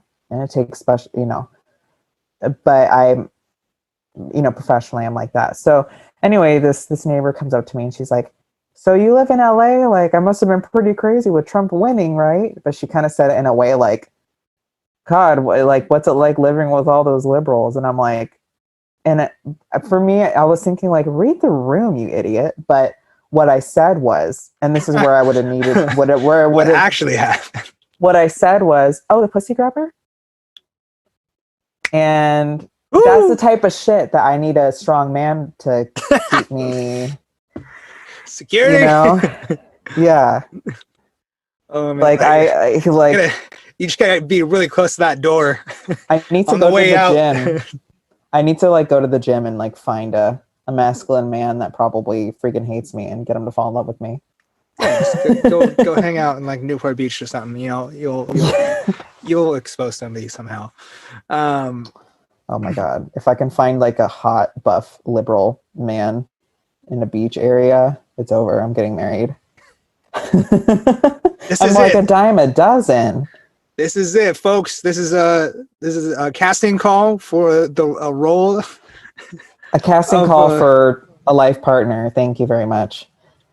No, but I do want to like get back into the dating realm after. Not that I love dating, but I want to get back into that when it's safe and I can afford to take people out more. That's just what otherwise I'm like, nope. But yeah, my thing is like, if I've been single for every awful moment in my life, so I don't need. I just need one awful moment when I'm not single. I know a lot of people are like trying to find a partner because they like as fast as they can because they don't want to go through this pandemic alone. But I'm like, I'd rather go through it alone and with no, I just feel like energy than, you know what I mean? Yeah. It's like you have to really want somebody to go out dating. I feel I'm not the type of person to just see how it goes. Thing like wash your hands, like. Yeah, I just feel like maybe if I just stand far enough away and like let the bag sit from the takeout food. I'm like, but I'll do something by the third date. God, that sounds really inappropriate. I'll at least kiss you by the third date. Do you know what I mean? So it's like I'm not gonna try to be dating anybody and then make myself more upset. It's like I found someone. Oh, I can't. That's not gonna work out because there's a pandemic happening, but. I don't know. I feel like I've dealt with some of the worst the world has to offer, and like I don't emotionally need a partner because I've been trained not to have one. It's kind of sad, but it also makes me a tough cookie. It makes you a doer, man. Like I don't settle. I don't settle anymore. I've settled on relationships before that were more romantic friendships, but I settled has an awful connotation to it. I don't regret anything. If I could redo my 20s thus far, there's not a lot I would change. But there really isn't. I wouldn't change anybody that's been in my life and now isn't. None of that. I'm mature enough to see the lesson and everything. And every setback is an opportunity for comeback. And I'm just like throwing out Hallmark card phrases that get me through the day. But another thing that I really stick to is like dance like nobody's watching, Amy Schumer also used to joke like maybe dance like a couple of people are watching because then that just like leads that leads down the road of like cross the street like there's no cars, it's just like come on now. You gotta love. Some people do that though. Some people do cross the street like there's no cars, and it's not so much fun if you are in the car. Yeah, just Shout like if I'm going through a breakup and someone says you need to love like you've never been hurt, I'd be like, okay, Hallmark. I didn't pay $5.99 for that text. Yeah, my thing is, I have a couple, but as far as like related to what we're just talking about, it's like if you're not laughing. You're learning, which is actually from a Daniel Tosh. Daniel Tosh, he's secret genius. Savage.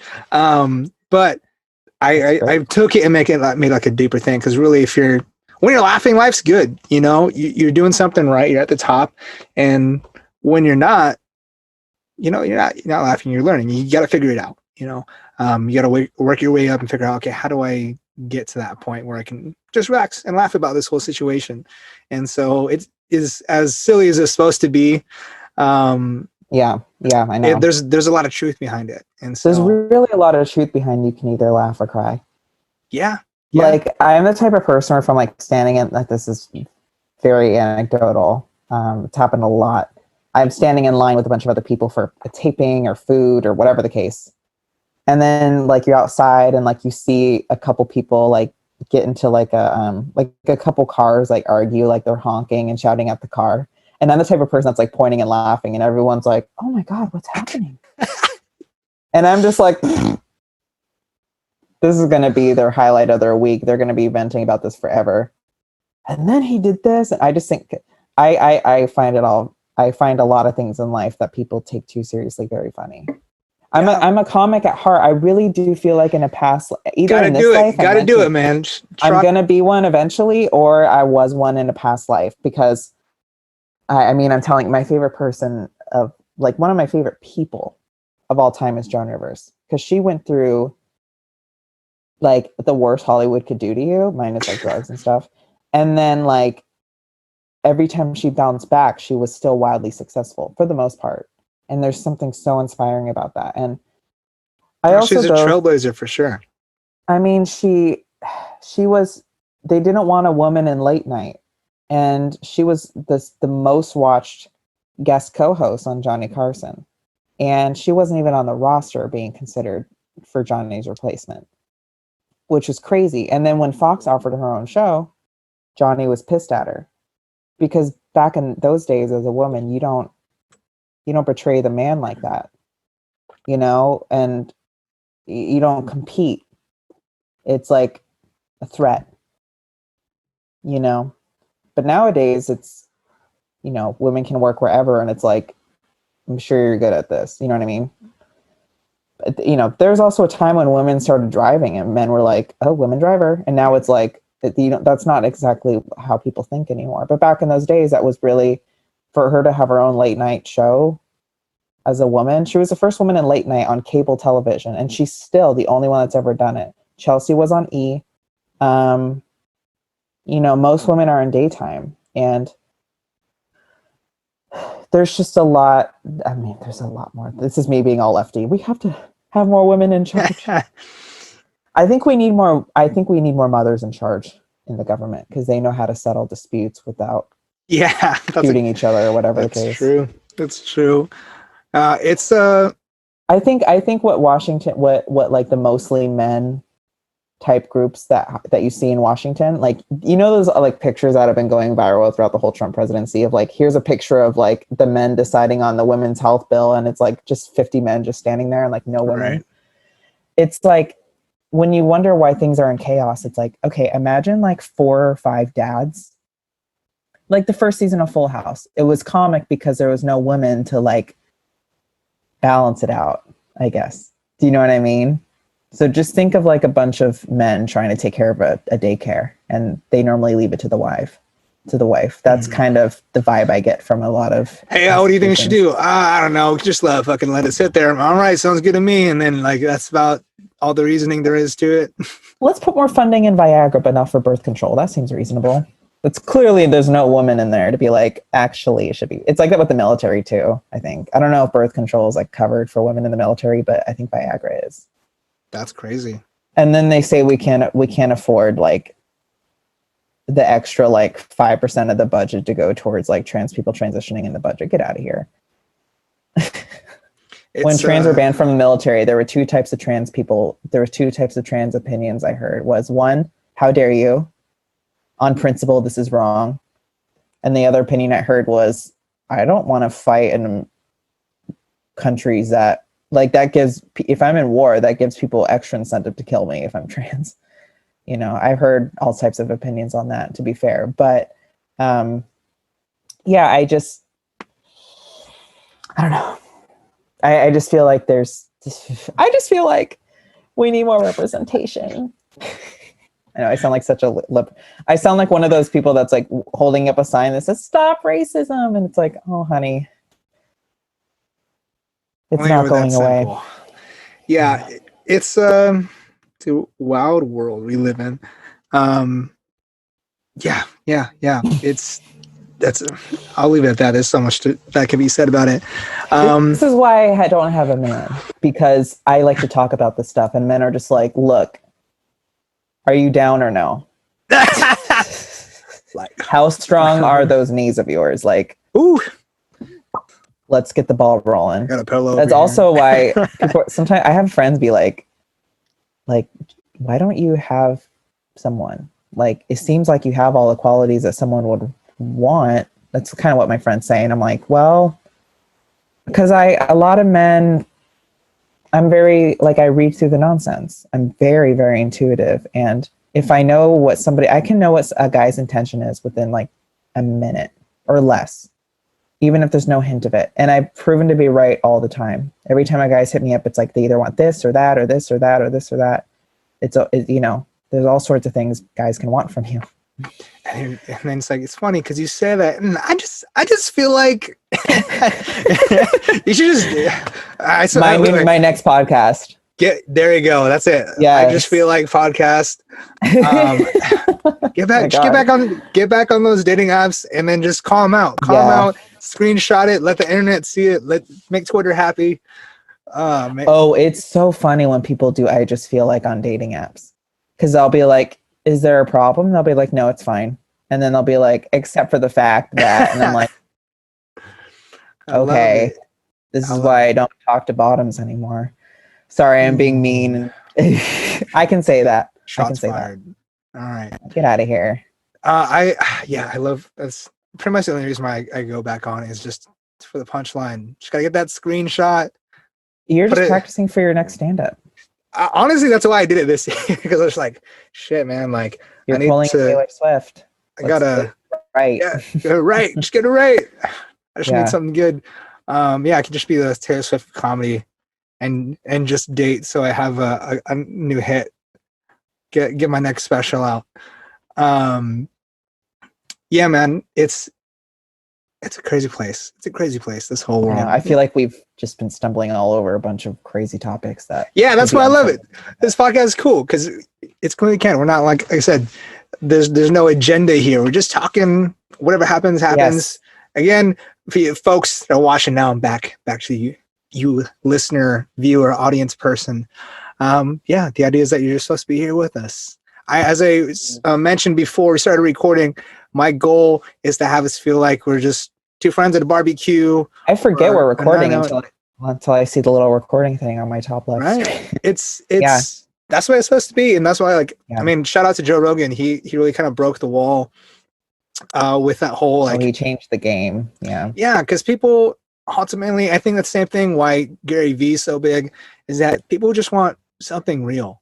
Like, there's enough as someone in entertainment and whatnot, there's enough scripted shit out there. Like, right. You also have to be like an interviewer and somebody that's genuinely interested in other people, because people who just want a platform and they just want a quick buck and they're lazy and they're like, our podcast is just talking. I'm like, well, then that's not interesting. But podcasts like yours, where they're very like pointed and very professional, and you know, you're very much, I can tell you're like very personal, and that's like that you have like what kind of like with Joe Rogan, like he knows how to ask. He's genuinely interested in like everything. And that's I appreciate that. And I'm sometimes the tangents get crazy. But... I know sometimes like he gives like white supremacy adjacent type people, like he's like, why do you believe that? And I'm like, there's some people that are not redeemable that he gives time to. However, the one thing I do love about maybe not a particular topic, but him in general, is that even if he is pro anything, he will always play devil's advocate. Even if he has someone who's pro whatever it is on his side, he'll give him the antagonist question, be like, well, what about this thing? And that for me is super admirable. Right. Because it's honest, you know, it's not just like, oh, I'm just going to have these people and agree with these things because that's what I do. It's like, hey, like, let's talk about it. And I think there's also a lot of devil's advocate people that were very detrimental to were very awful for some of the worst things in life. Like, their devil's advocate white men played a big role in slavery. Keep going. You know what I mean? So I think it goes as far as it can go.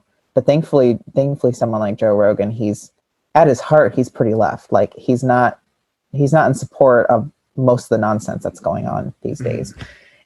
but he's still devil's advocate. And I think that's why people like him, because he's devil's advocate in a way that's not dangerous, other than 13-year-olds listening to something and being influenced. And at that point, that's the if only you're thing. An adult, you got to take responsibility for your own opinions, regardless of where you've heard them from. Yeah, it's easy when you're young, and anybody, podcaster, political person or not, it's really easy to attach and just, monkey see, monkey do, as far as, someone that you look up to or admire or try to be like. Just that's what you do when you're young. You don't know, and that's okay. Everyone's gonna make those mistakes.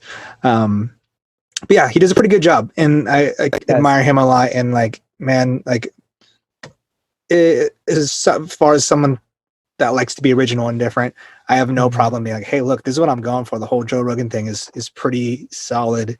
It's honest. It's enjoyable. His guests are great. He's great. And there's no boundary. He's not filtering anybody. He doesn't, cherry pick guests. It's anyone and everyone from all walks of life. And I'd love to emulate that.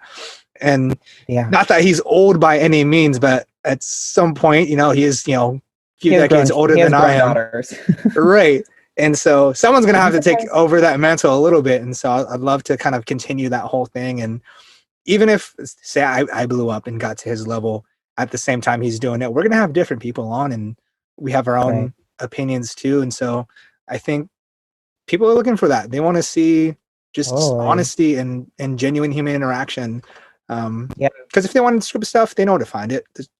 There's now more than ever, between Netflix and Hulu and Amazon Prime, there's so much stuff. TikTok, YouTube, you can find your scripted stuff, and you're playing out stuff. There's something for everyone. It's never been easier to find whatever it is you want on the internet.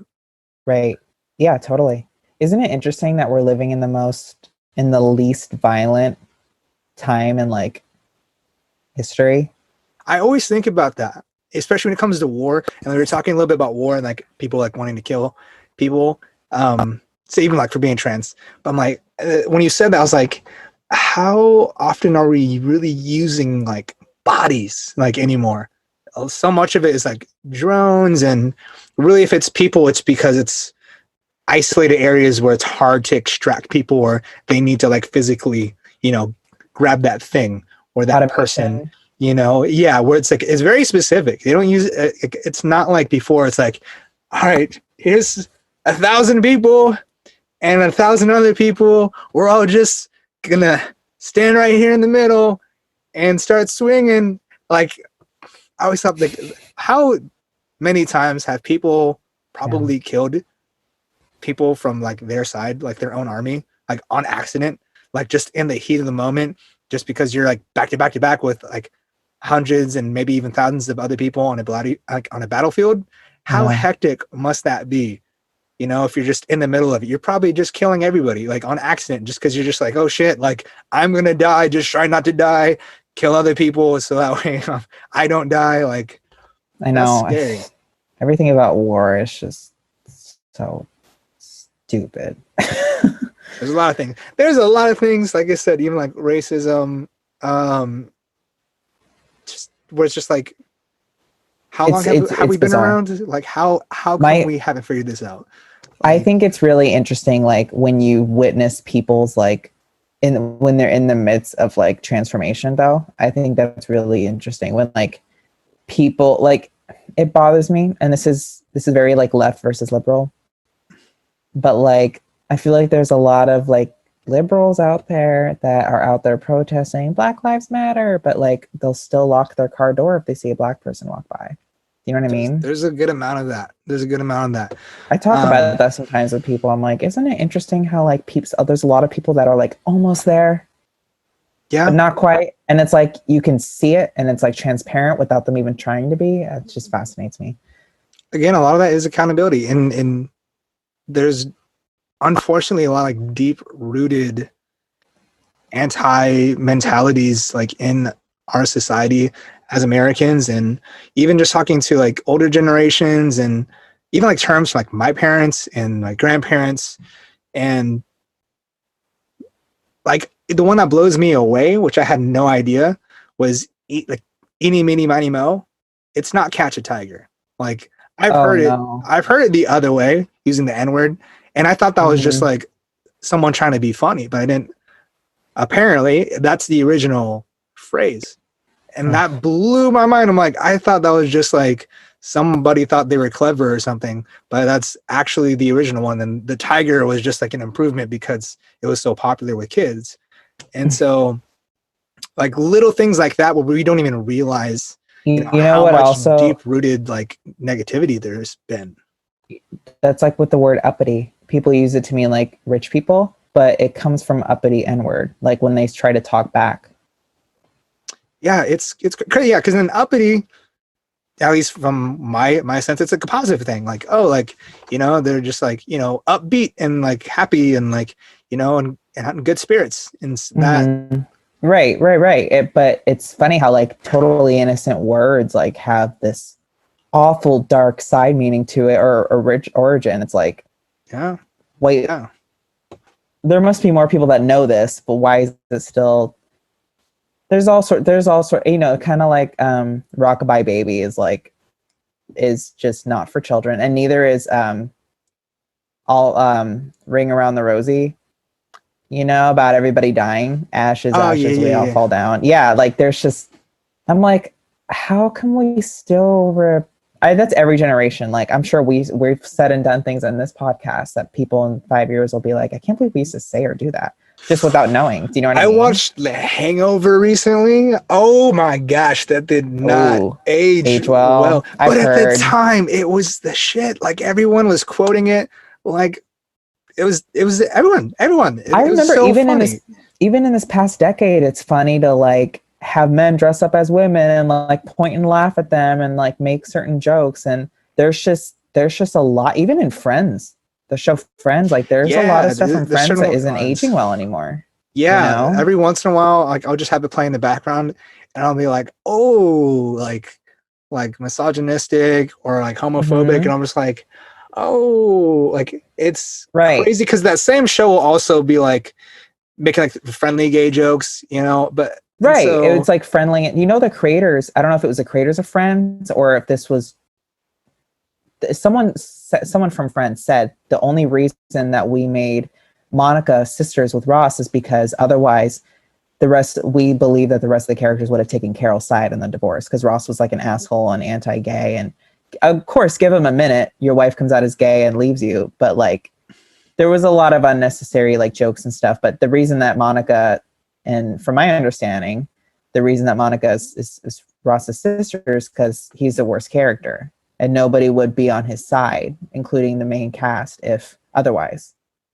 That's what dang, I've heard. wow, learned something Yeah. today. We learn a lot of stuff. Yeah. So I was know. Ross was always the one that said the problematic stuff, and Chandler, Chandler, yeah, Chandler was just like secretly my this. fave. He's great because it's like a Squidward in SpongeBob. Like the older you get, the more you relate. You're just like, Hmm. you seemed like a Yeah, dick when I was a exactly. kid, but now that I'm a little bit older, I kind of get it. Totally. Yep, And yeah, it's good stuff. Do you definitely. think And do you think there could ever be like a new Friends? I don't think it would be very funny. I mean, I think you're better off going to like a group comedy show.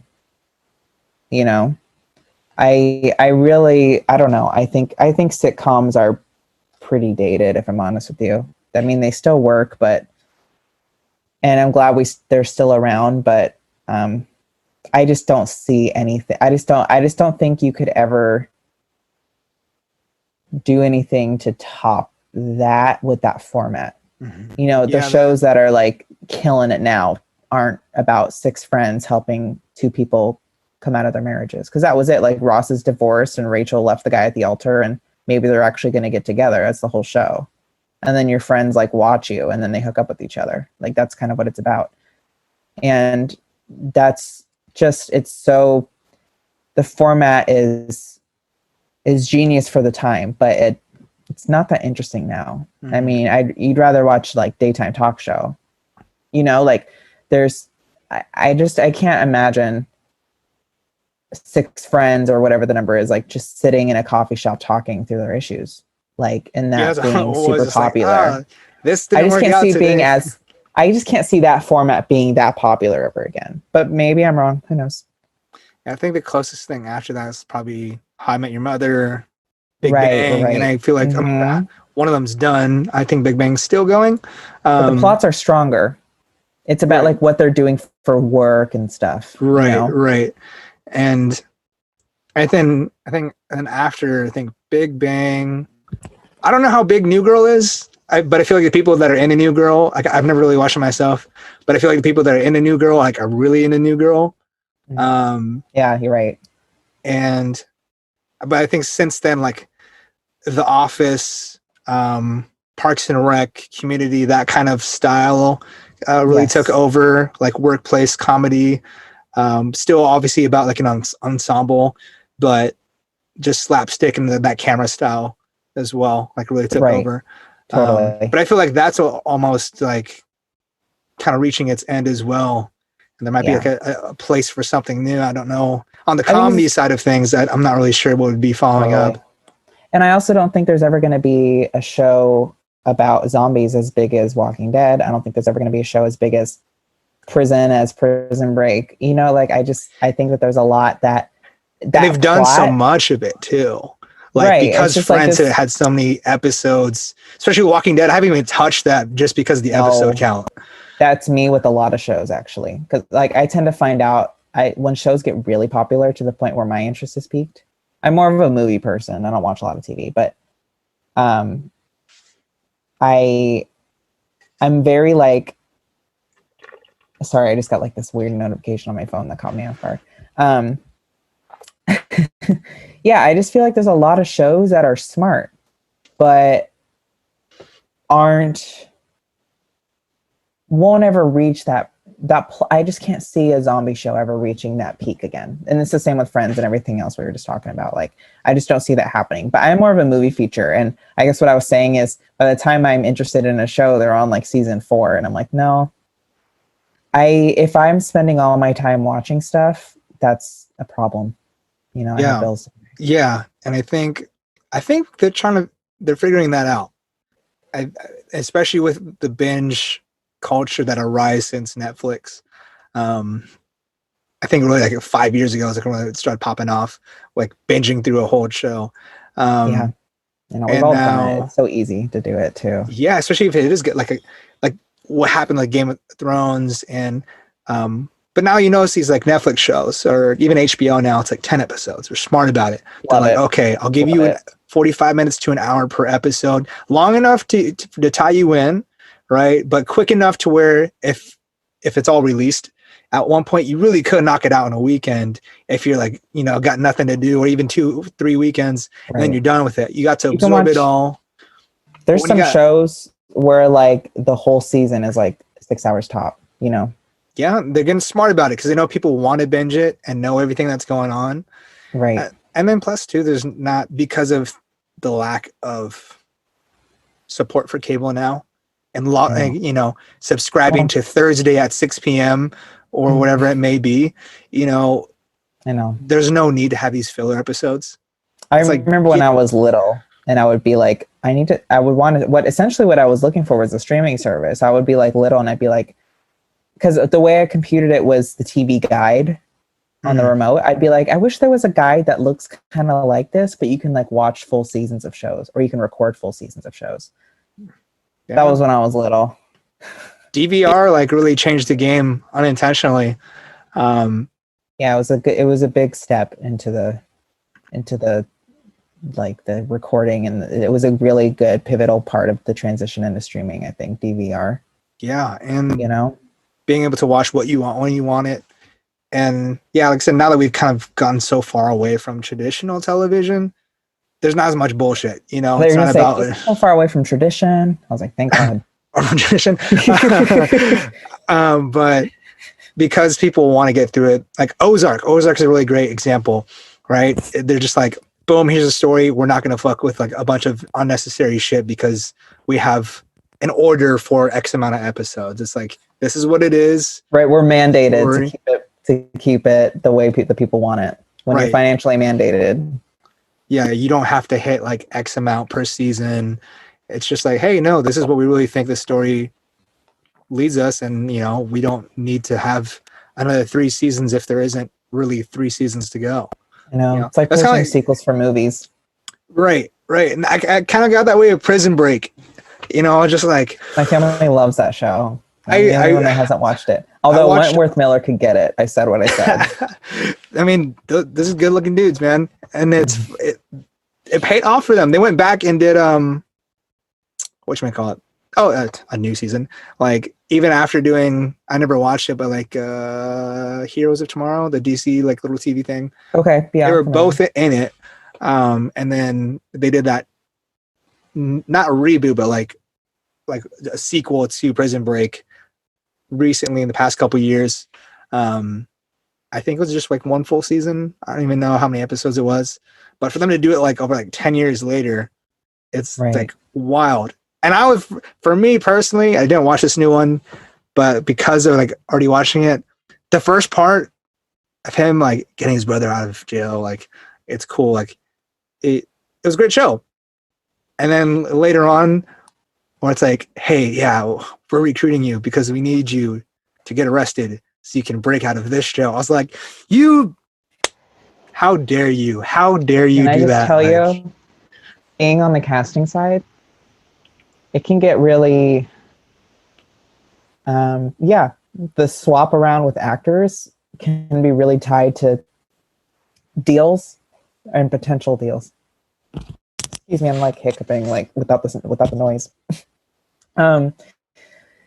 I for sure like I've definitely like been in contact with actors, agents, and managers who can't do whatever I'm working on because they're tied to this contract, and it's like you have to wait a certain amount of time, and even then it depends on renewals, and there's just some shows that are so big that the actors are like Marvel, like you couldn't get some of those actors to do anything else for a little bit because of, you know, they're just pushing, you know what I mean? Like at the same time that pays the bills, like I can't be mad at them for repeating the same process. So it's like you're in a film series. Yeah. You're not a sellout, you're in a series. It's I mean it works, you know, and literally for an actor it works. You know, people like getting that for sure paycheck too. Yeah, and that's hard, you know.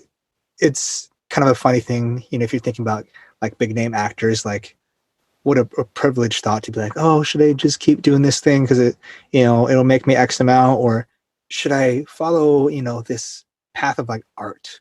You know, it's a silly kind of like dilemma, but it's an honorable like question, you know, like seeing like I've loved this return of Robert Pattinson after doing all these kind of like super indie and off the wall kind of, I mean, I before like his like break back into like these bigger movies, but I watched The Lighthouse and I was like, what the fuck is this? That was a ride for sure. And I love Willem Dafoe as well, who also does a lot of indie movies. He's great. He's so good. Honestly, Willem Dafoe is like probably one of the most underrated actors out there. I think very much so. But he's always working. So in the financial sense, he's not, I guess, but like he's in terms of, you know, but as far as like the typical person, like I don't feel like people talk about him enough. I'm like, he's portrayed like his range is so crazy, and he's willing to play pretty much any part, and he nails it. Exactly, like he nails it. Like the man don't miss. He hits every single time. It's like how do you do that? I know. And he's like, honestly, I'm like at lost for words for him because he's consistent. He's I'm just kidding. It's an artist crush, man. It's like it's hard to be that good. Yeah, it's you know, like I remember everyone thought Taylor Lautner was going to have a long career. You know, and you know, even like Will Smith, like he gets a lot of criticism because like a lot of the movies he's done in the last 10 years like aren't good or don't do well. You know what I mean? And I know there's like the joke that like every time Will Smith is like starring in something new, it's like the box office revenue is barely going to break even. Do you know what I mean? Like there's just everything he does has like 30% on Rotten Tomatoes or whatever. It just seems that way. Mhm. And I know that's like kind of the joke. It's like he doesn't do any good work anymore since like, Pursuit of Happiness or whatever. But like, and, but he's so established, nobody cares. It's really hard. Right. It's really tough for me to see as a fan and as a casting director when people, their best, they peak right at the beginning. They'll never be that famous again. I feel that with Lady Gaga. Like she almost peaked too much right away. So quick, so soon, yeah. Yeah, so much to the point where like no matter what she releases now, people are like, this isn't selling as well as Just Dance, But I feel like that music was perfect for that time too. Oh yeah. It was different than, and then there's people like Michael Jackson where every single album, like the bulk of it was popular. Every single release like had like 10 singles, every single one. And then it's funny. It's like, very hard. Like when people talk crap, like I like Drake as a meme. There's great memes out there about Drake. Oh, he's However, every time he drops an album or a mixtape, EP, whatever the hell it is, like it stays on the radio for most of the year. And usually the only reason those songs stop playing is because he dropped something new. Like, right. And maybe he's not number one like all the time or most of the time, even, but he's still in that top 10 all the freaking time. And people get so like desensitized. It's like, how hard that is on like to be a great American entertainer, which by default typically means you're one of the biggest entertainers in the world.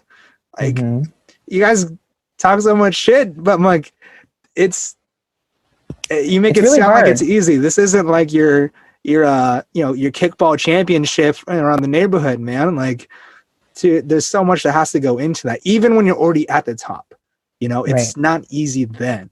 It's just different. You have more resources, sure, but you now have a bar that has been set. Yes. And I know the issue. I know Britney had that issue. Because she was like one of the greatest entertainers of all time. And she was like she was like the respect that people have for Beyonce's performing now and J-Lo is what Britney had right off the bat, like for the entirety. Do you know what I mean? Like no one was doing it like her. She was a great performer. Yeah, for sure. People called her the white Janet Jackson. Especially because, actually Slave for You was offered to Janet Jackson, but she declined for very obvious reasons. Right.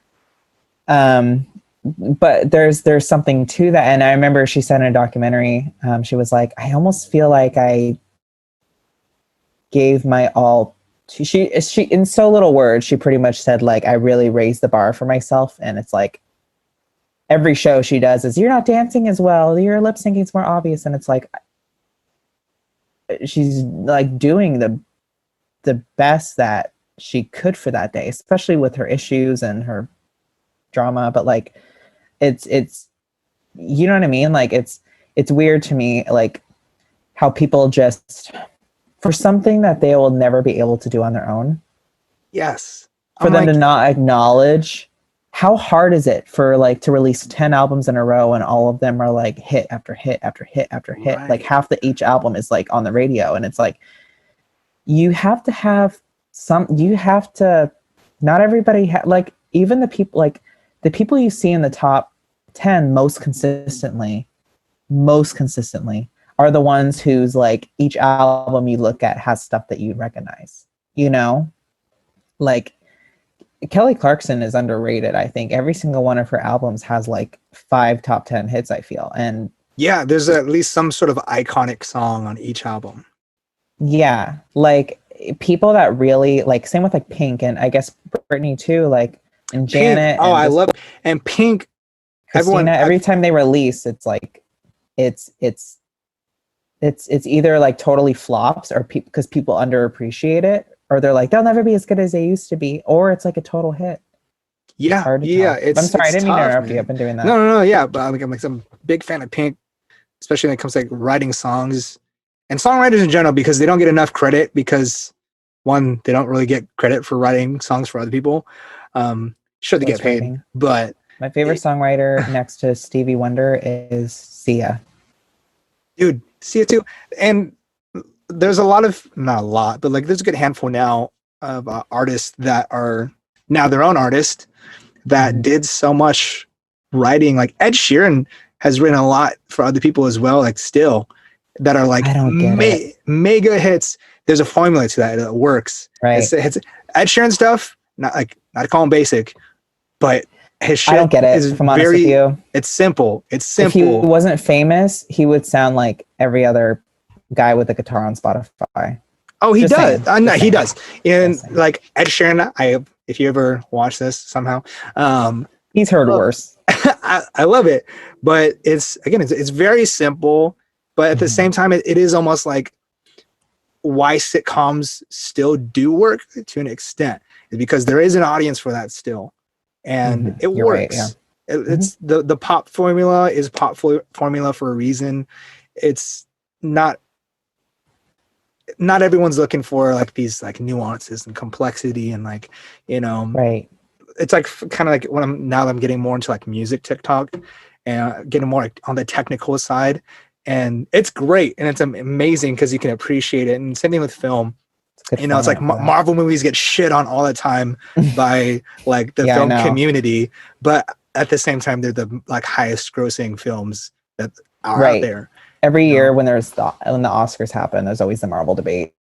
Right. It's like, oh, well, I made all this money. But it's like, yeah, but that shit ain't Inception, son. And even Inception is kind of like, I'd say like an entry level, like film boys film, like, same thing. To throw that in with like I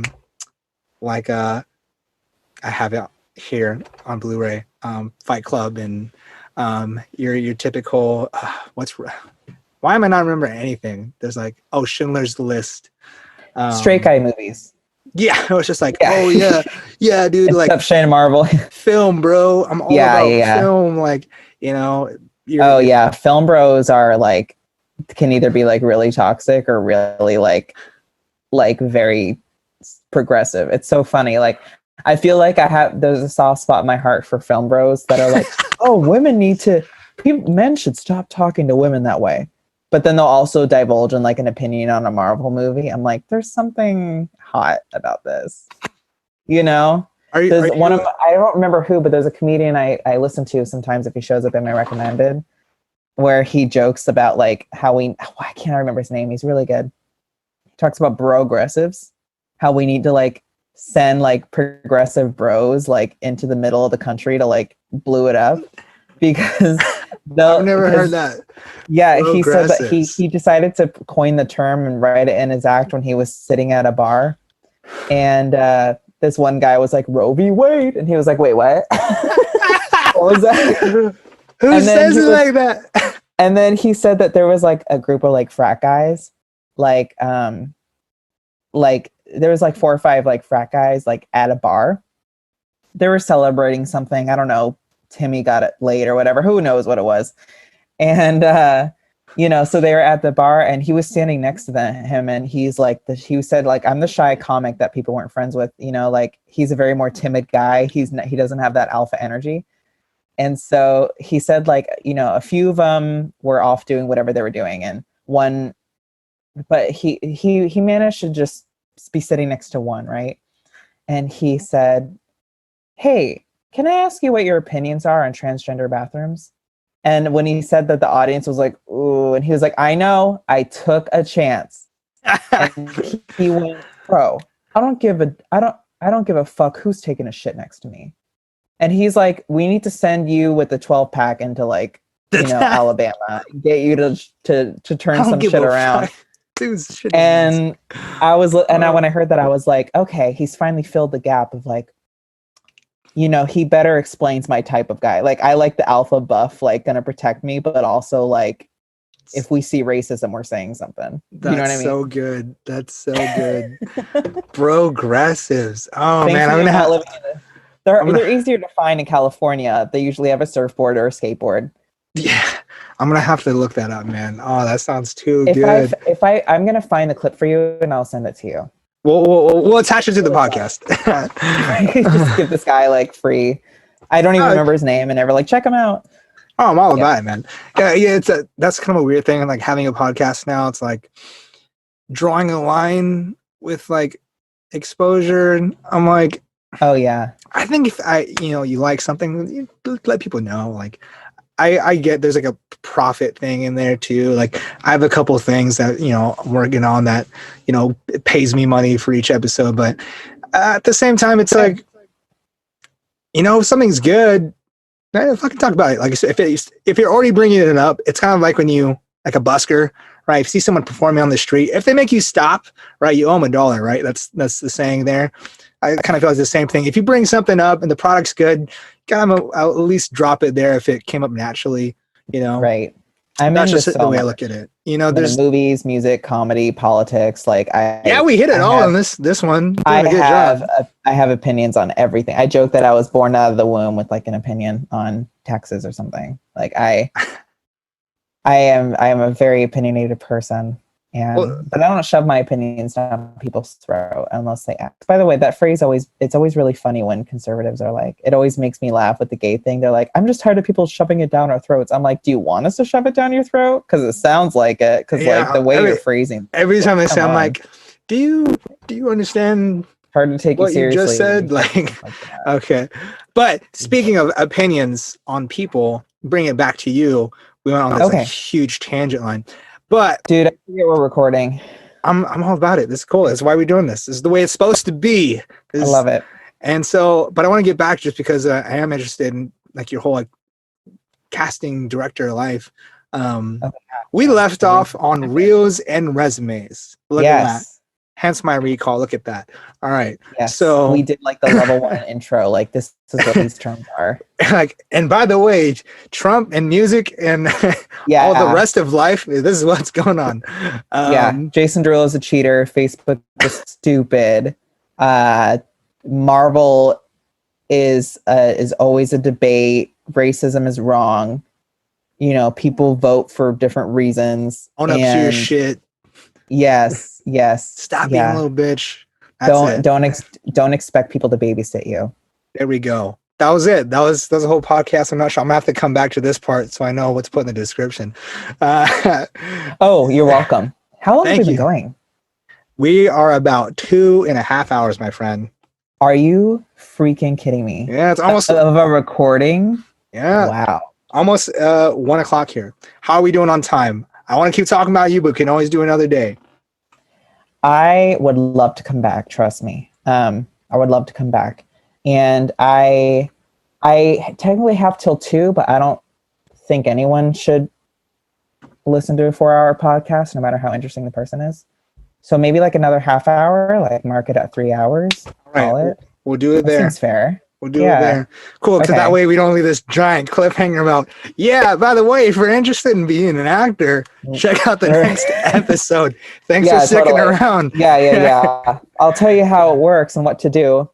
Yeah. So, I mean, we have reels, which again, quick refresher, that is just a quick little visual breakdown of some work that you've done. Then you have the resume, which lists things like your previous experience, like any other acting jobs, any training that you've done, and that can cover things like acting classes or dancing, singing, and and skills. Yes. Like I once casted for a short film that required water, and I'm like, worst case scenario, do you know how to swim? And if swimming is a skill that you have, that's always good. It's always good to include your skills in case it plays a big part in your potential role. Yeah, so that's an interesting thing. I mean, I've only done a few like acting gigs myself. So it's like when it comes to like skills and whatnot, like what's kind of like the theory there? Because like most of my experience with the resume is a professional, corporate sort of deal where it's like, education, whatever. And so the getting into an acting resume was kind of interesting because I'm like, oh, this is completely different, similar, right? But like this whole skills thing, like I've seen some where it's just straight, this is everything I've done, no skills at the bottom. And then there's like, I've done this, and then there's skills as well. Like, Right. I understand that's going to change throughout your journey and if you're established, right? Obviously, if you're kind of like really solid in a certain, style, genre of film, people kind of already know who you are. So there's not as much of a need to do some of these introductory things. But assuming, probably the people that are going to be listening or watching here are going to be new or are newer into like acting, what are some of the things that you are looking at, or some tips that you have for putting together a resume, or maybe in real or before even auditioning? Really great question. And I actually answer this kind of frequently, so I can maybe just pinpoint people to hear when I'm asked next. Boom, there we go. Plug it. Yeah, Let's do it. Yeah. So if you're putting together a resume, just really make sure that, I mean, obviously it has to look and the format has to be of a resume. Any theater, TV, film, any training, schooling. I really, really love seeing training. Like, oh, I'm still studying, I take acting classes in Burbank or whatever. And it's really good to include that. Skills are important too, for the reasons I was just saying. And if you feel like you don't have a skill, like, I don't believe you. Like, everybody has something good. Like, even if the one thing you can do is whistle, you know what I mean? Like, everybody has something. So I've seen some interesting things on there. I'm like, really, they included that? But I mean, I don't know anything about putting a resume together. So maybe that makes a lot of sense to put some, like, maybe something that you think would just be like, yeah, anyone could do that. But right. And it's really funny casting for stuff where the character just has to like stand and talk or whatever.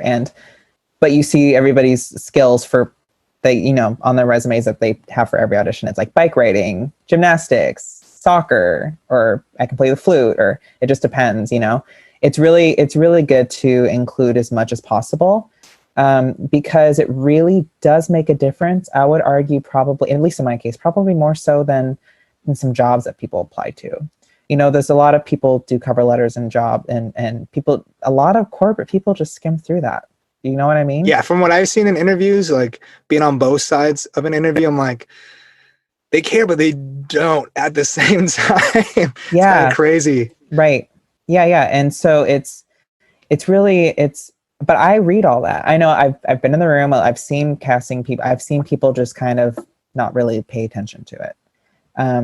I pay attention to everybody, and it's really important to do so because I think it makes me a stronger casting director.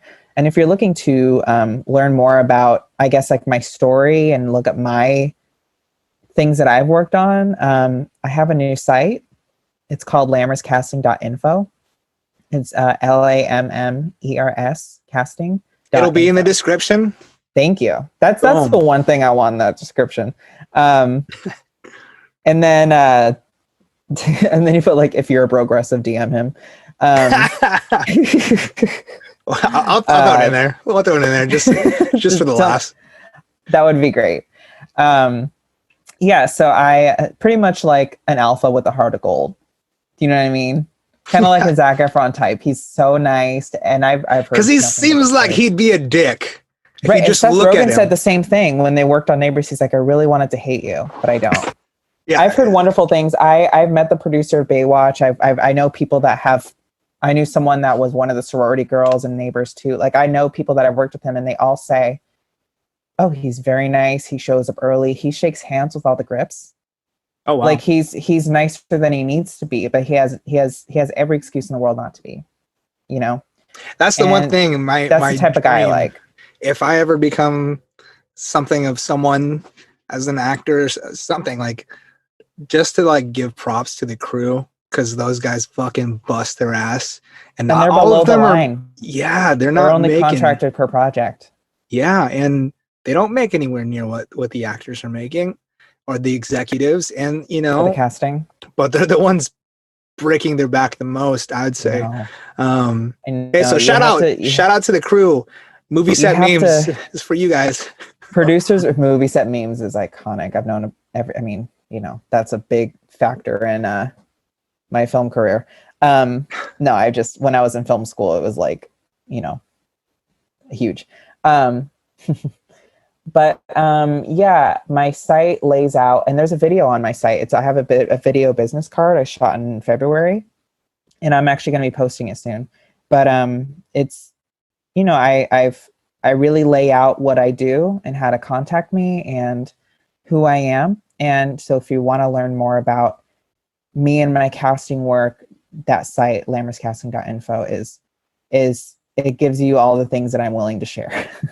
And yeah, I think I actually do look at reels and resumes. So if you recognize my name and you're submitting yourself for something, just know that I'm looking. And I'm not, I say that because a lot of people think like, oh, I'm one of 300. I'm not going to be given any attention to. No, I look, especially if you bring one in person, and especially if I really like you. You know, so, you know, it's a very, very people oriented thing, and that requires knowing people's strengths and weaknesses. And that's part of what auditioning is for. I got to see if you're on time. I got to see because how you are in the audition, I register as how you'll be on set.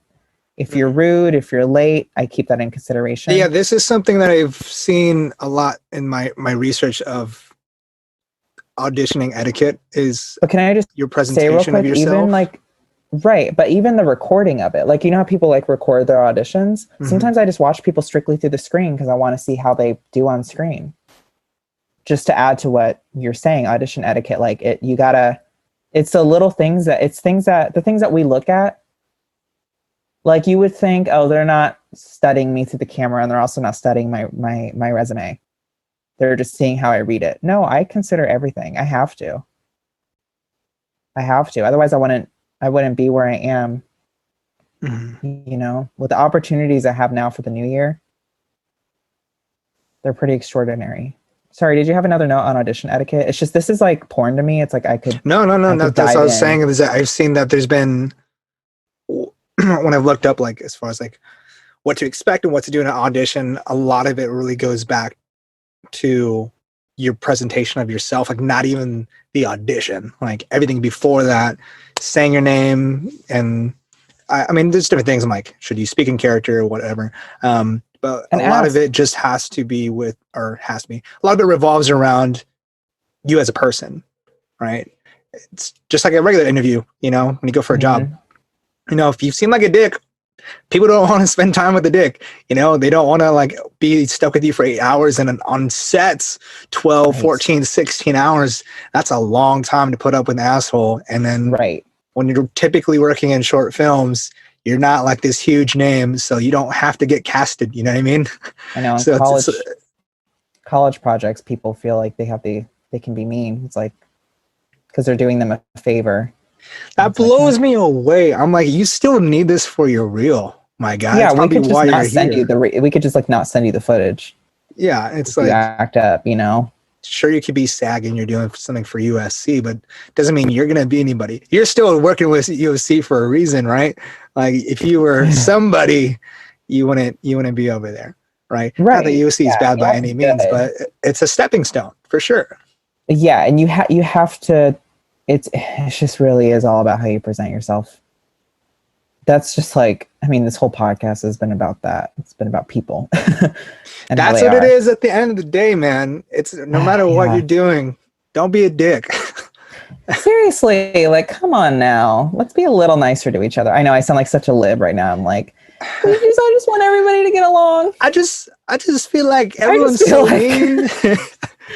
I just really feel like there's not enough time, and to be a dick. I feel like it takes more energy, you know, to just be all in that negativity, man. Well, when people don't know who they are or who they really are scares them, they got to divert their energy to other people. And if you're angry and you haven't healed certain things in life, you know, I understand why people are the way they are. I'm really into that psychology. I thought about going to school for it, but I don't want to go to school ever again. So if I can help it, I don't want to go back. I don't need to do college again. You know what I mean? I would love to just ride it out with casting. And that's like my main goal. It's what I'm good at. It's what makes me money, and it's what I enjoy. And I'm still living in Orange County at the moment. I might have to move back. I want to move to LA. Like, I'm just waiting for a push. I want to try to find if there's any spot where there's like not as much of a fire hazard. I'm gonna claim it because I don't want to move and then burn. You know what I mean? But I might have to because I'm working on a couple features right now. And I just got my contract for one of them. Oh, there we go. They're very big budget, and my workload is about to really intensify. But it's like you got to hit your big break eventually, you know. Yes, sir. There we go. Yeah, man. It's you got to embrace it when it comes. You can't run away from your, like if Simon Cowell came up to me and was like, I want to hear you sing, I'm not going to run away from that. Even if I've been saying I want to be a singer all my life, which is also something I would love to have Simon Cowell roast me.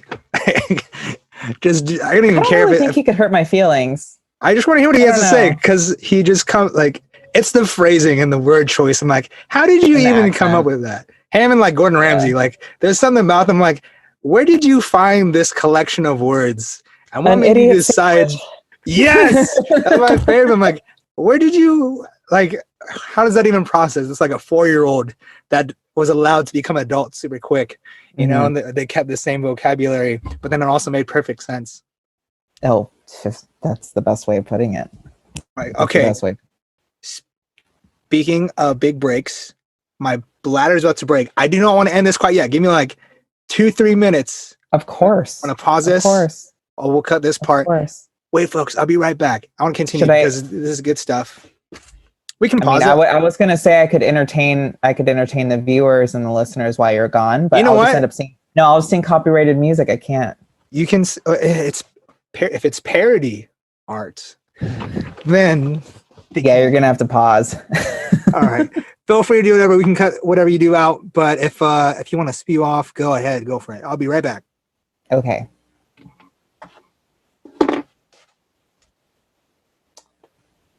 Well, I doubt Christian is going to keep any of this because my on the spotlight spill is singing, and the stuff that I've written so far, I don't want to put out yet because I haven't copywritten them. I have not registered them with the Writers Guild or anything.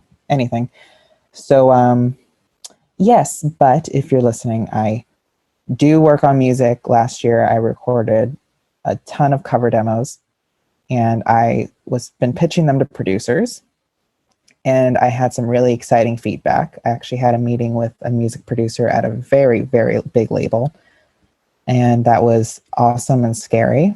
But things change, and there's Hollywood's a lot. Yeah, I mean, yeah, the music thing I'm really working on, but it's hard because a lot of producers I've connected with on BumbleBiz have completely run out of money and cannot afford to insure me as an unsigned artist. So the music thing it's still, for anyone that cares, I'm still working on it. I finished a bunch of really good demos, cover demos, and I send them to people if they want them. I send them to producers all the time, but the money isn't there for a lot of lower level producers, and so still working on that. Any music I do will be on my Instagram. My Instagram is at Johnny Lammers, JONNYLAMMERS. My casting Instagram, which you can also find on my website, is Lammers Casting. It's at Lammers Casting. So music and casting are, if anybody's listening to this and is like, I should follow him, which would make my world, but also like not going to happen. But that's the kind of content you can expect to see is casting and music for the most part. Trying to keep it all very professional. Do I hear? There you are. You can cut it all out if you want, but I was just telling people about, oh, can you hear me? No? Oh, hey, what's up? Hey, no, you can cut it all out if you want. No, I was telling people about my music journey this past year in case we didn't have time to talk about it. Oh, I recorded a bunch of cover demos because I'm very into music as well. What kind of music? Like indie pop. Like Billie Eilish sort of deal, or? Yes, but I also like some more rugged stuff. Like I like a little I like things that are a little like I like Lana Del Rey, but I also like, more intense music. I guess you could say. Like I love The Neighborhood. Oh, okay. They're very either soft or they're very like, hey, this my kills. Like I like that. Like I like that. And my voice works really well with different things. So I was just telling anybody like if Yo, anyone comes guys, away with check out this, my like mixtape. right, exactly. Like if anyone comes away from this, that's actually like I should follow him. You know what I mean? Like it's casting and music is the stuff that you'll be seeing. I produced a lot of cover demos this past year, like 20 of them, and I kept a good solid 12, 13. And That's a lot. I sent them. It took a long time, and I sent them to producers, and I had to pay for a lot of it too. So I sent them all to producers. I got some really, really, really good feedback. I actually secured a meeting with a music producer engineer at a very high end record label. That like if I said everybody would be like, oh, I know that one. Everybody, like big brand. But I'm uninsured, and a lot of people have run out of money this year to produce for more people, especially with, people just don't have the money anymore. But I had some really good feedback right before the pandemic hit. So if anything life has taught me is to just try again. And I've done this before. I've made demos. I've sent them out. Stuff has almost happened and then it doesn't. Been there. It is what it is. But casting, I try to keep pretty consistent. That's my business. So Yeah, be dropping some music myself here. I got I would love close. to listen to each other. I got close before.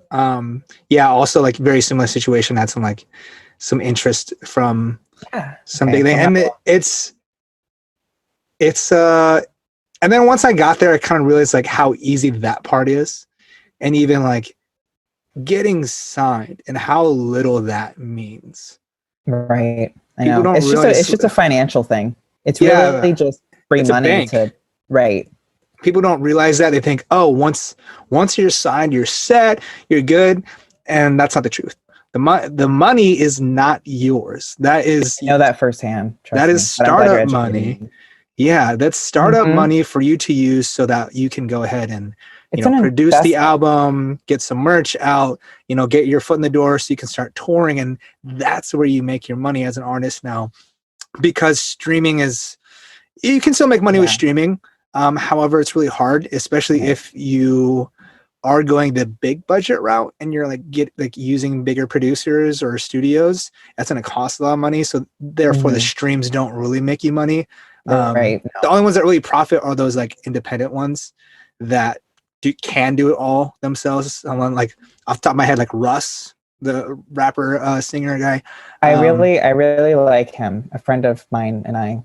He's great, and he does it all himself. So he makes Yeah, a good amount of money because he does. the costs are so low. But for like your average pop artist, that's not the case. It costs a lot of money to produce an album. The album I want to do requires a lot of money, but it doesn't necessarily require, because I'm not trying to make it big in music. Like when I was little, I just wanted to be Britney. But now it's like, that's the older I get, that's the last thing I want. Like if I get DMs from people I don't know, I'm like, I don't like this. You know what I mean? Like I don't want to be famous. I want to be left alone. Completely. I think every artist as they get older, they're just like, if I can make a living off of doing what I love to do, then they're pretty sad. Yeah, I want It's hard to find a middle ground. I want to like wire money to random bars and stuff and like do sets and invite my family and friends. Like that's happiness in music to me. It really is. I would love to perform in front of big crowds again, but I haven't done that since I was like in middle school. But it would be exciting. But at the same time, like I'm not trying to, I'm not trying to like make it big, but I've known a lot of people in the music industry, like big names. I know a lot of child stars too. Well, I I'm not name dropping, sorry, but I have like 4 former child stars that everybody knows, like in my phone, and that's not like on purpose. It's just like It's the nature of the business. Yeah. I've grown. We've interacted like enough, like it just happens. And I don't know. I think with what I do, And they're people too, right? Like They people just kind have of a larger bank forget. account and Yeah. People forget different type of that they lifestyle. are just like everyone else. And I think a lot of Not them, me. I'm not like everyone else. I'm I'm different. not like. I just feel like I just feel like I'm just a little more special. a little more smarter with people. No, I um, just have to treat everybody exactly the same with what I do. Like I can't, if Tom that's right, Hanks huh? walks Yeah. in the room, I can't see him as a better person and more qualified. I have to, you know what I mean? Right. And that's the thing I love about acting too, is the fact that the whole process, right? Putting it all together. Like, I'm so glad I've had some time like really behind the camera and um, just seeing how all that works. I mean, it's hard too because once you do go up to that higher budget level, there is a marketing aspect to casting, which is, it can be a little, you know, controversial because it's like part of it you need to sell the movie, Yeah. but at the same time you also want to tell a story the right way. And so that's what I kind of appreciate with Star Wars.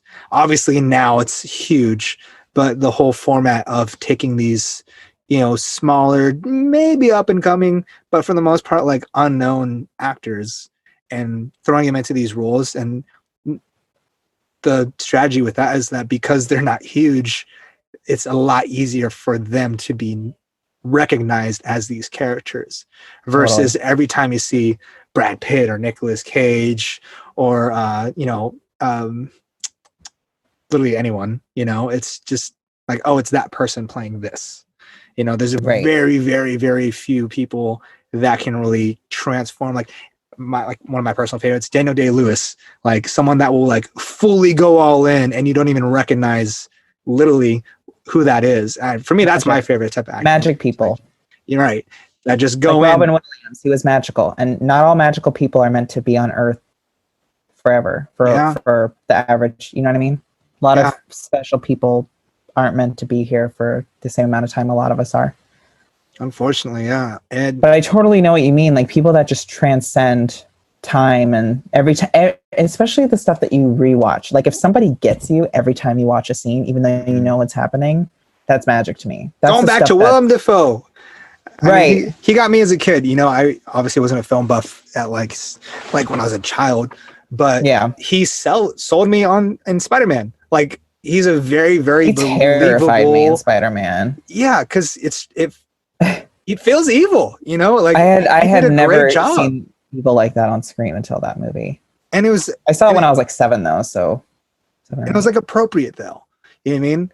He didn't cross that boundary of like where it would like be demonic, even though like it was like it's like that gargoyle-ish kind of like look.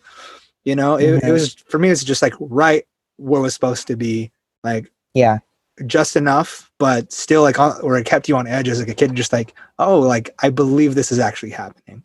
Right. You forget that you're watching an actor, but that now you're just watching the story take place. That's all I'm looking for. Hard to attain. And I appreciate that. Like I appreciate the part of like not getting casted. For me, like that, having been on the other side, it makes me happy. It's like, okay, they're being honest about their selection. I don't want to be casted just because, like, if you were my friend beforehand, like if you ever end up being a casting director, I walk in the room, I don't want you to cast me because it's like you're hooking me up, right? And you know what? I'm actually not that person anyway. Like I've told my really close friends, like, I really want to audition for this. I see your name's attached. I'm like, come on by. No, like, can I just, you know me though, like, can I just send you a video? I'm like, doesn't seem like you want it. Yeah. Like Ice Cube made his son audition for Straight Outta Compton. I love that. And he looks just like him too, which is the craziest thing.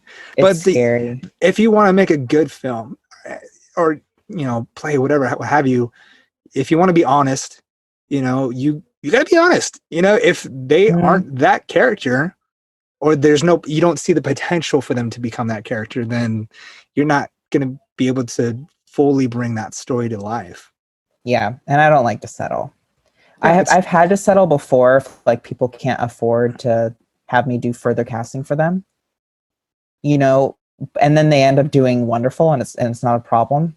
But I don't like settling. I don't like to settle on anything in life, but especially in casting, because for those reasons you want to leave a mark on people. And you know, you're not thinking of the casting director when you're watching Spider-Man when you're younger, or most people just aren't, but like we're the ones that we're like the middle person. Mm-hmm. We connect the actor to the script, to the producer. And a lot of us there's a lot of people like me that are secretly the reason like you get to see so much magic on screen. So I take it very seriously, because I you know, my favorite movies of all times that still get me every time I see it. That's what I really hold dear to me. I'm not looking to sell out. Good. I'm all about that, man. You gotta, you know, it sounds like you already have some things in the way, but you know, hopefully, you know, that'll put you in a position to really put together some like great pieces of art. Because again, like especially like having been on that back side and putting in the work to try and bring something to life it's hard. You know, it's a process, and to not have it come out the way that you really originally intended, you know, that can be a huge letdown. Like you putting in all this work. I mean, again, just the crew alone, what they have to do to just set up a shot, you know, so you're gonna put all that effort in to like have this like, you know, half-assed image of what you had, you know, written on this paper that probably took months, if not years, to write sometimes. You know, and like, writers are sensitive. Like if you know, writers really want people to nail it. Yeah, I love having them in the room with me. They almost always come, not always though, but it's important. They got to bring to life what was intended. Yeah, because you want people to believe, you know. Yeah. And there's times, and it's a lot easier with, you know, bigger productions because they're spending so much money, so they're, you know, they're worried about making that money back.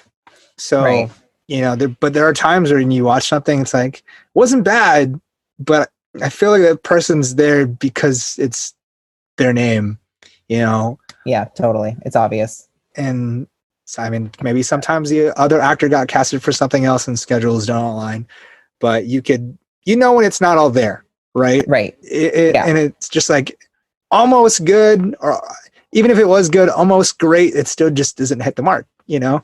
It always leaves you longing, or it's like, well, if they did get so-and-so to do this, I feel like, or if they switch out characters, like that's the one thing that always got me, like with back to Marvel, like Don Cheadle.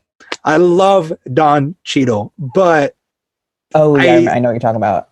Yeah, I always think about that whenever there's the whole Iron Man crew. I'm like, that's not the original actor. The mom swap on Fresh Prince still. Yes, that bugs me every time too. At least make her dark skinned. Yeah, we have to have some continuity. That's what I also didn't. Continuity. Like, why can't they just get a divorce? Like, why couldn't there be a divorce? Or like, why couldn't it just be like an aunt figure instead? You know, like make the mom work abroad or something, you know? Right. And I love when people do that, like when someone leaves a show and they're like, they're studying and whatever, you know. But continuity is something that I really take a hard look at too. Like, it used to bother me when I was younger and I'd watch Full House. I didn't know what Kimmy Gibbler's family looked like. At one episode, DJ was like, she has 4 sisters and she doesn't have to share a room. And then like, there's one episode where she's like, oh, my brother gave me these handcuffs because he's an officer. And then there was a brother later in the show. It doesn't seem like the same brother. And then and then at one point, I remember when their episode where they were spring cleaning, they were all assigned different things to do. And she was like, thank God I'm an only child. And I'm like, what's the truth? What is the truth? I notice that in shows all the time. Like, even that bugs me so much. Right. That's why again, Marvel, what a whole crazy deal. The fact that they did what they did with the whole Marvel universe, pretty dang good job. Like there's only Oh yeah, a couple things, or maybe a handful otherworldly. of things across all the movies that's like, this technically was like a little bit off. And then part of it is like really like, from what I've seen, it's like, besides the casting thing, is knowing like the lore of the comics, or like paying attention to timelines. Like there's a couple like items that might be somewhere they're not supposed to be, Yeah, or things that have been changed ever so slightly. But if you didn't read the comics, you wouldn't really know. They did a really good job, and that's really hard to do with that many actors and that many timelines and stories all like somehow coming together. That's crazy that they even tried. It's so much to consider. And versus like Star Wars, Harry Potter, where it's kind of just the same people each time. Even with Star Wars, is a shift. It's like it's just there's still a couple of characters left over. Move on to the next thing. And Harry Potter, Fast and Furious, same for the most part, same cast and crew all the way through. It's continuity is a lot easier to achieve because you're basically just shooting, in my eyes, just like really one long movie. And so the whole Marvel thing is just like, what the heck? That's crazy. Yeah. And then now you see DC, as much as I love DC, and like the whole Batman and all that stuff, it's like, hey, it's a little messy there. Every time there's the slightest update with any DC or Marvel movie, the slightest, like, oh, there's a first look at somebody's mask, like the slightest updates, like first look at it trends. There's so much pressure on these people. You know what I mean? Like, you gotta DC understand, is trying to do everything Marvel did in like less than half the time, and it is wild. It is wild. It's funny. Like, things are, and they're gonna make money regardless. You know? Yeah, it's still at the end of the day, it's still Batman and Superman and the Justice League, and they've got these huge stars attached to it. Like, I liked Justice League a lot when I was younger. I watched it on Cartoon Network. I watched a lot of that stuff. That, what blew me away is I didn't realize, the blessing of like living amongst diversity in Southern California. That we're just used to it. That it's funny how in other states it's like such a problem, and I'm like, trust me, guys, it's fine. You can manage. Yeah, like you don't know Mexican food yet. Yeah, everybody bleeds the same color. We're all just trying to. Yeah, but going back to like really, what blew me away is that the Green Lantern wasn't black originally. Like, that blew me away. I was like, what do you mean? Like, in the cartoon, he's always been black. Like that's what I've only known a black Green Lantern. And so like, I think it's how Jordan is the character's name, the original one. I forgot. Whatever. Not familiar. Whatever Ryan Reynolds did and ended up hating that version. I know I've seen the debate on whether or not he's done a good job. I've seen that debate. It's just, everyone loves Ryan Reynolds, right? Like, who's it's the same with like Batman. It's like, everyone's like Christian Bale. If you don't agree, I'm not friends with you. And people get like almost political with different actor swaps. Yeah, it's yeah, for me it's like, I've always liked Justice League, but yeah, that one threw me off. But it's so big, it's iconic. It's like anyone could play Spider-Man. People are gonna watch it. They can hate it, absolutely hate it, but they're gonna watch it. You know what I mean? It's just one of those things. It's too Spider-Man big to not do well. And I don't even remember it. It was that not great. Oh, Spider-Man 2 is one of the best movies I've ever seen, though. Then what happened in the second one? Second one is Dr. Octopus, right? Probably. Yeah. It's the one where like the things in the city hit the fan way more than the first one. Okay, yeah. Like now Mary Jane is like in danger type thing. Oh yeah. The new Spider-Man or which one? I don't know if it's the animated one or the Tom Holland one, the live action version.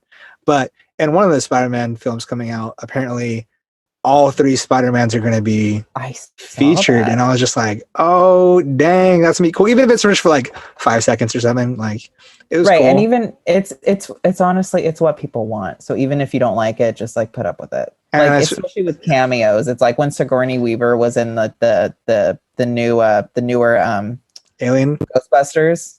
Oh, you know what I mean? Like, it's like when those people make a return, it's fun. Yeah. But if you're trying too hard, it's not. Like there's some reboots that are just like, nope. The one I love, which is like absolutely savage, was the 21 Jump Street cameo at the end where Johnny Depp comes in towards the end. And it's crazy that they made it into a comedy, first of all. Oh yeah, it could have just been action. And then Johnny Depp's there at the end. It's like, oh, you guys are Jump Street? Oh, we are Jump Street. And then they fucking killed Johnny Depp. I was like, oh my God. But for the new, sorry if I ruined that for you. It's been no. No, I know. But no, I'm totally agreeing with you. I'm just like listening, like he's right. It's like it works because it is a comedy too. Just like that stupid ass, like of course they would kill Johnny Depp as soon as they introduce him. By the way, if Fuller House had just recasted Michelle, it wouldn't have been a problem. It's not the Olsen twins. They look like a lot of other blonde white women. I'm just saying. I haven't. I've only like seen a little bit of like that first episode. So, well, the first like 3-4 episodes are considered the worst and have like the worst reviews because it's just nostalgia. But then the show like actually turns into a show where it's like it's mostly about the kids and yeah, that show. I hated the ending. Is it done already? It's series. Yeah, it's done. The series finale. I hated it. It was so sweet and heartwarming, but then the last like 2 minutes, I was like, I'll just say this. My final thoughts on Fuller House were, this family is too codependent, and I get why Michelle left. Damn. You know? I felt like a parent that's like really wanting all their children to get out of the house and be successful. And they're like, no. They want to keep coming back. Oh, well, whoop. There we go. Oh, I thought you were just giving me Illuminati. No, though it's your camera. Jay-Z, Beyonce, what's up? The camera just needs to. Beyonce still does it. You watch. I think it's her. You watch her Coachella show, and they're still. You know, I love it. I love it when like those articles come out. I'm like, let's do it. Let's talk about it. Like, I love how at the beginning of Formation she says, "Y'all haters corny with that Illuminati mess." I'm like, thank you. That's very 2011. Can we move on?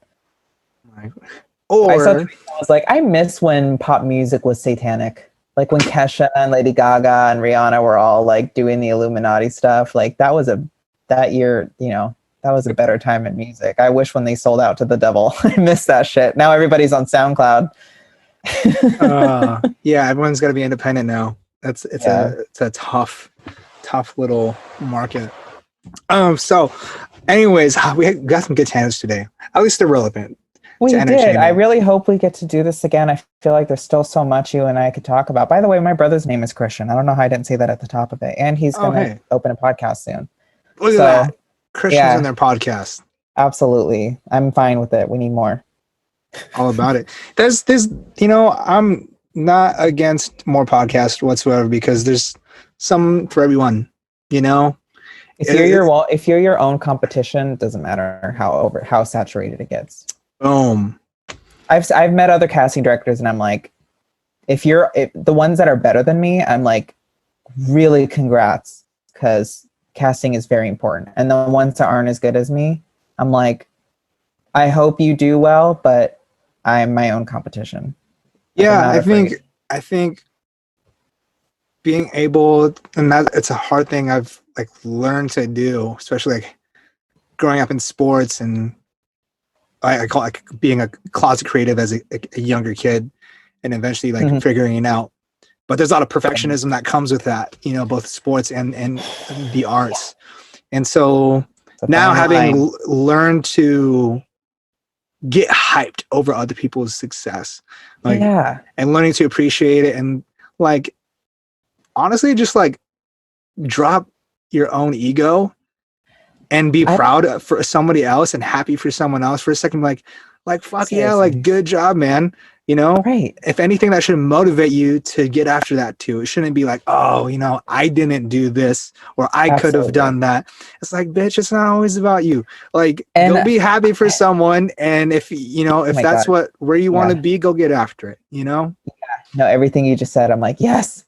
I totally agree, because my thing is like, I'd rather not live in a society where only 1 out of every 20 people are successful at whatever they're doing. You know, I'm not that cutthroat, and I'm not a sellout. Like, I understand what people have to do to be taken seriously, but there's just, I've especially on Bumble Biz and in real life, like I've met people that try to do what I'm doing just for the money, you know, but I'm secure in who I am and what I'm doing. So I don't, if they get successful, great. If not, fine. But I don't keep, the only people that I really keep track of is myself, and everybody else is either there is there to teach me something, what to do and what not to do. That's just how I look at it, because I don't have the mental bandwidth to be studying how other people are, like, I'm not Googling casting directors and finding out how I can be better than them. I look at everybody as inspiration, and I apply that to my own journey. I've always paved my own road. I really have, ever since I was little. I made a lot of movies as a kid with camcorders and stuff, and I just, my dream wasn't to sell them to like DreamWorks or whatever. My dream was to just have them out as my own. And so I'm still very much the same. It's so funny. My dad's a financial advisor, so I joke with him. I'm like, oh, your firstborn is an entertainment entrepreneur, which means he's going to be back in the house at some point in his 20s. Like, oh shoot, this one's not going to make any money. He's the artsy one,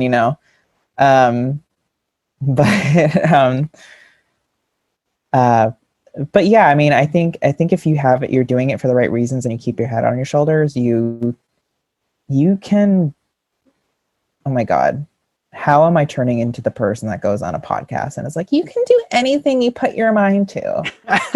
How am I that person? I was like, Go vote. God, I know. I've been calling it the V word. If we can just stop. Like, now that this week is over, I'm like, everybody stop telling me to vote. I voted. Everybody stop. Like, I'm done. Like, stop.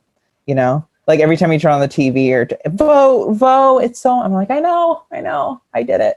I'm encouraging other people to do it too. Like, leave me alone.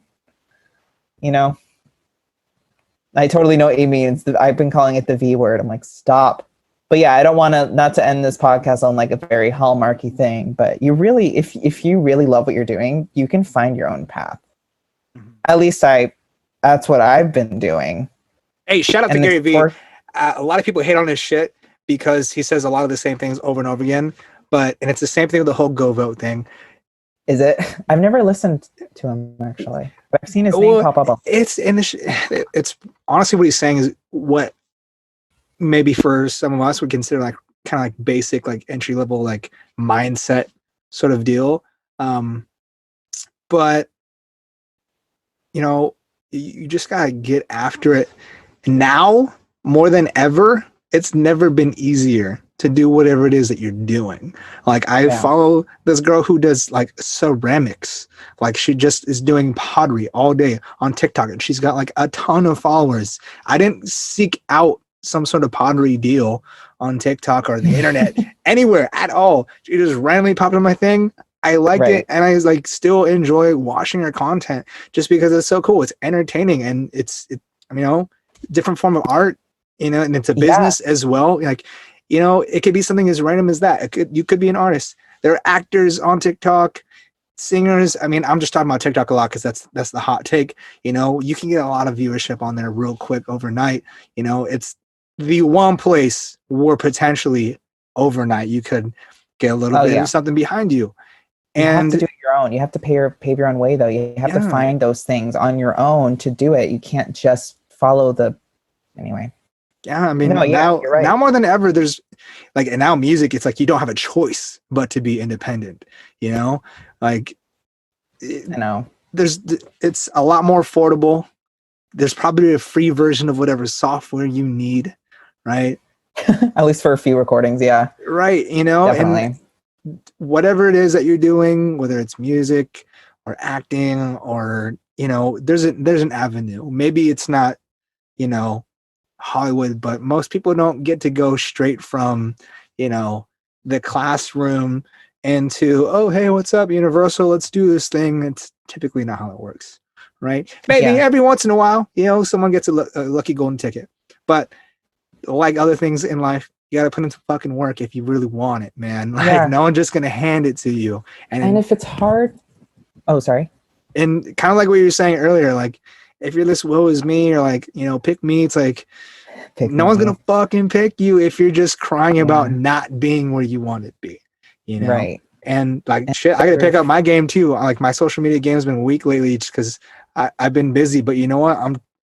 At the end of the day, I'm taking responsibility saying, hey, I've been slacking still. If I want more of a following there, I got to put more work in, No one's going to like my shit if there's no shit to like, Yeah.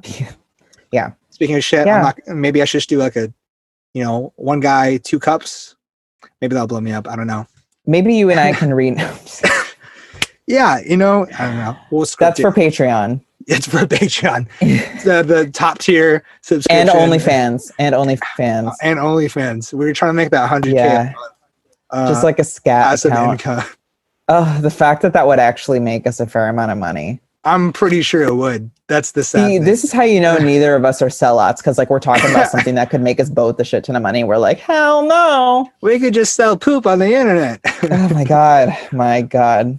I know, and it's not even the black market. Can you believe? I remember when eBay used to have like used socks and underwear, and they had to like stop it because everyone was just like, go back to Craigslist, Getting weird. Anyways, do you have any parting pieces of advice, inspiration? Make this your Hallmark moment. It's okay. This is what we're here I have one. Oh, I have one. I have one that's been getting me through the day. Everything that I've gone through, it's easier to go through when I have the mental, emotional discipline, which takes time to get, with the phrase, you're not going through something, you're growing through something. And I know that's Hallmark, and it's like, wow, how deep, but also like it's true, because for me anyway, like, not that I've stepped foot in a gym and God knows how long, but like if you're working out in any way, like it's gonna hurt, and you're gonna be like, I have to do this, I have to feel this pain for another half hour or whatever the case. And it's the same, I think, when it comes to what we want personally.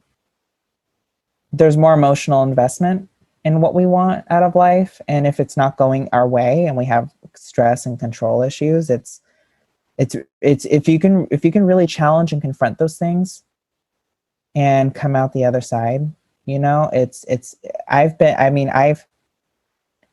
through some stuff where I'll just tell you I shouldn't be here, and just a couple years ago, and it hurt.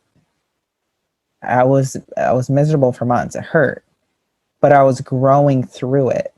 I finished the workout, and now I'm just using my muscles to my advantage, and I'm trying to be smart and professional about it. And I'm doing pretty good so far. I mean, I have some stuff coming up in this next year that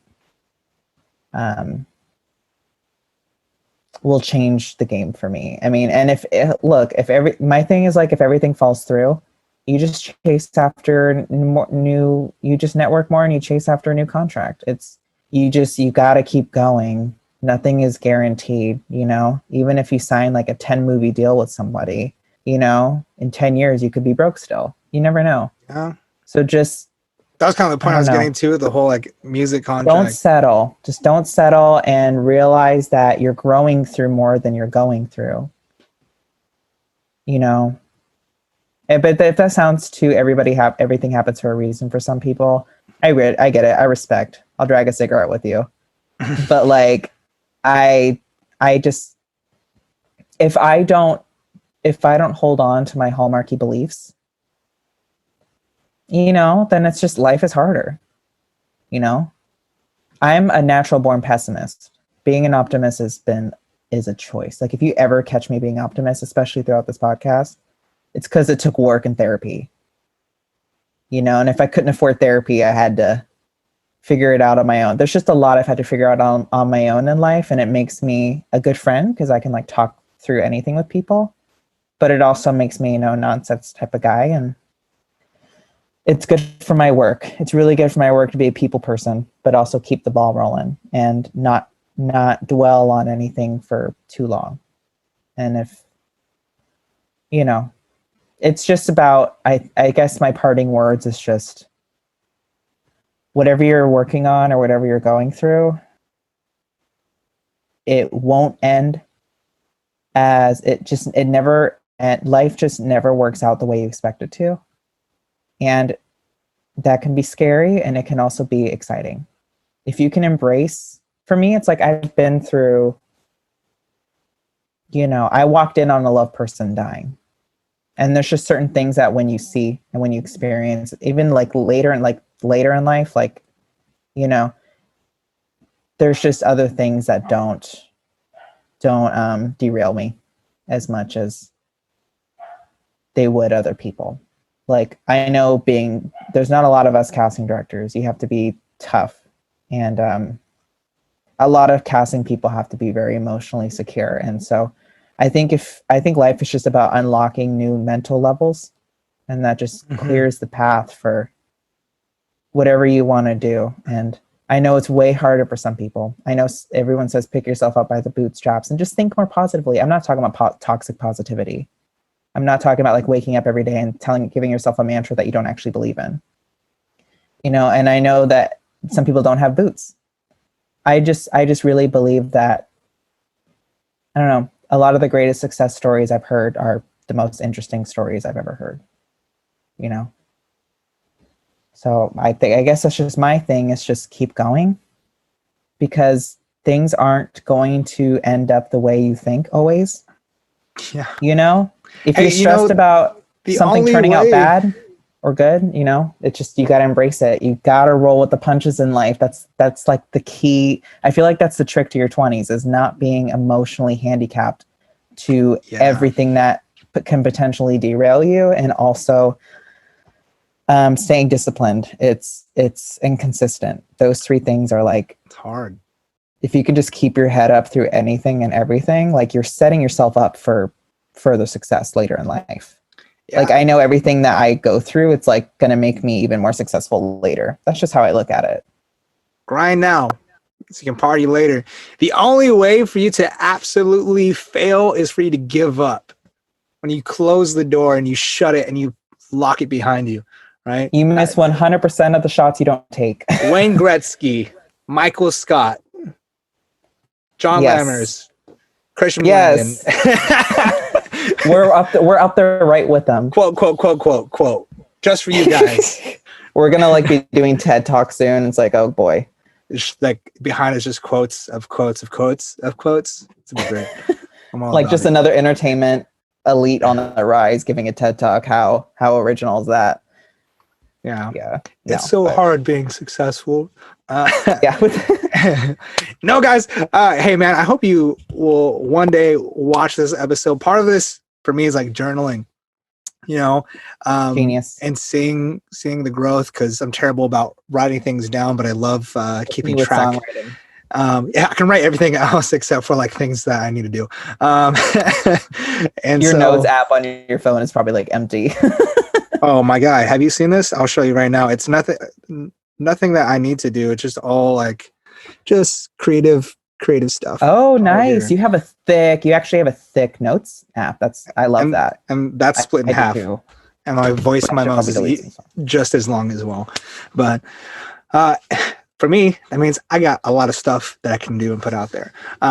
So guys, hope you enjoyed this. Thank you, sir, for coming on. And thank you for having me. This is wonderful. You're awesome. Yeah, I'd love to do another one. There's actually a good handful of stuff that I wanted to talk about with you that we didn't get to, so we can probably figure something out soon.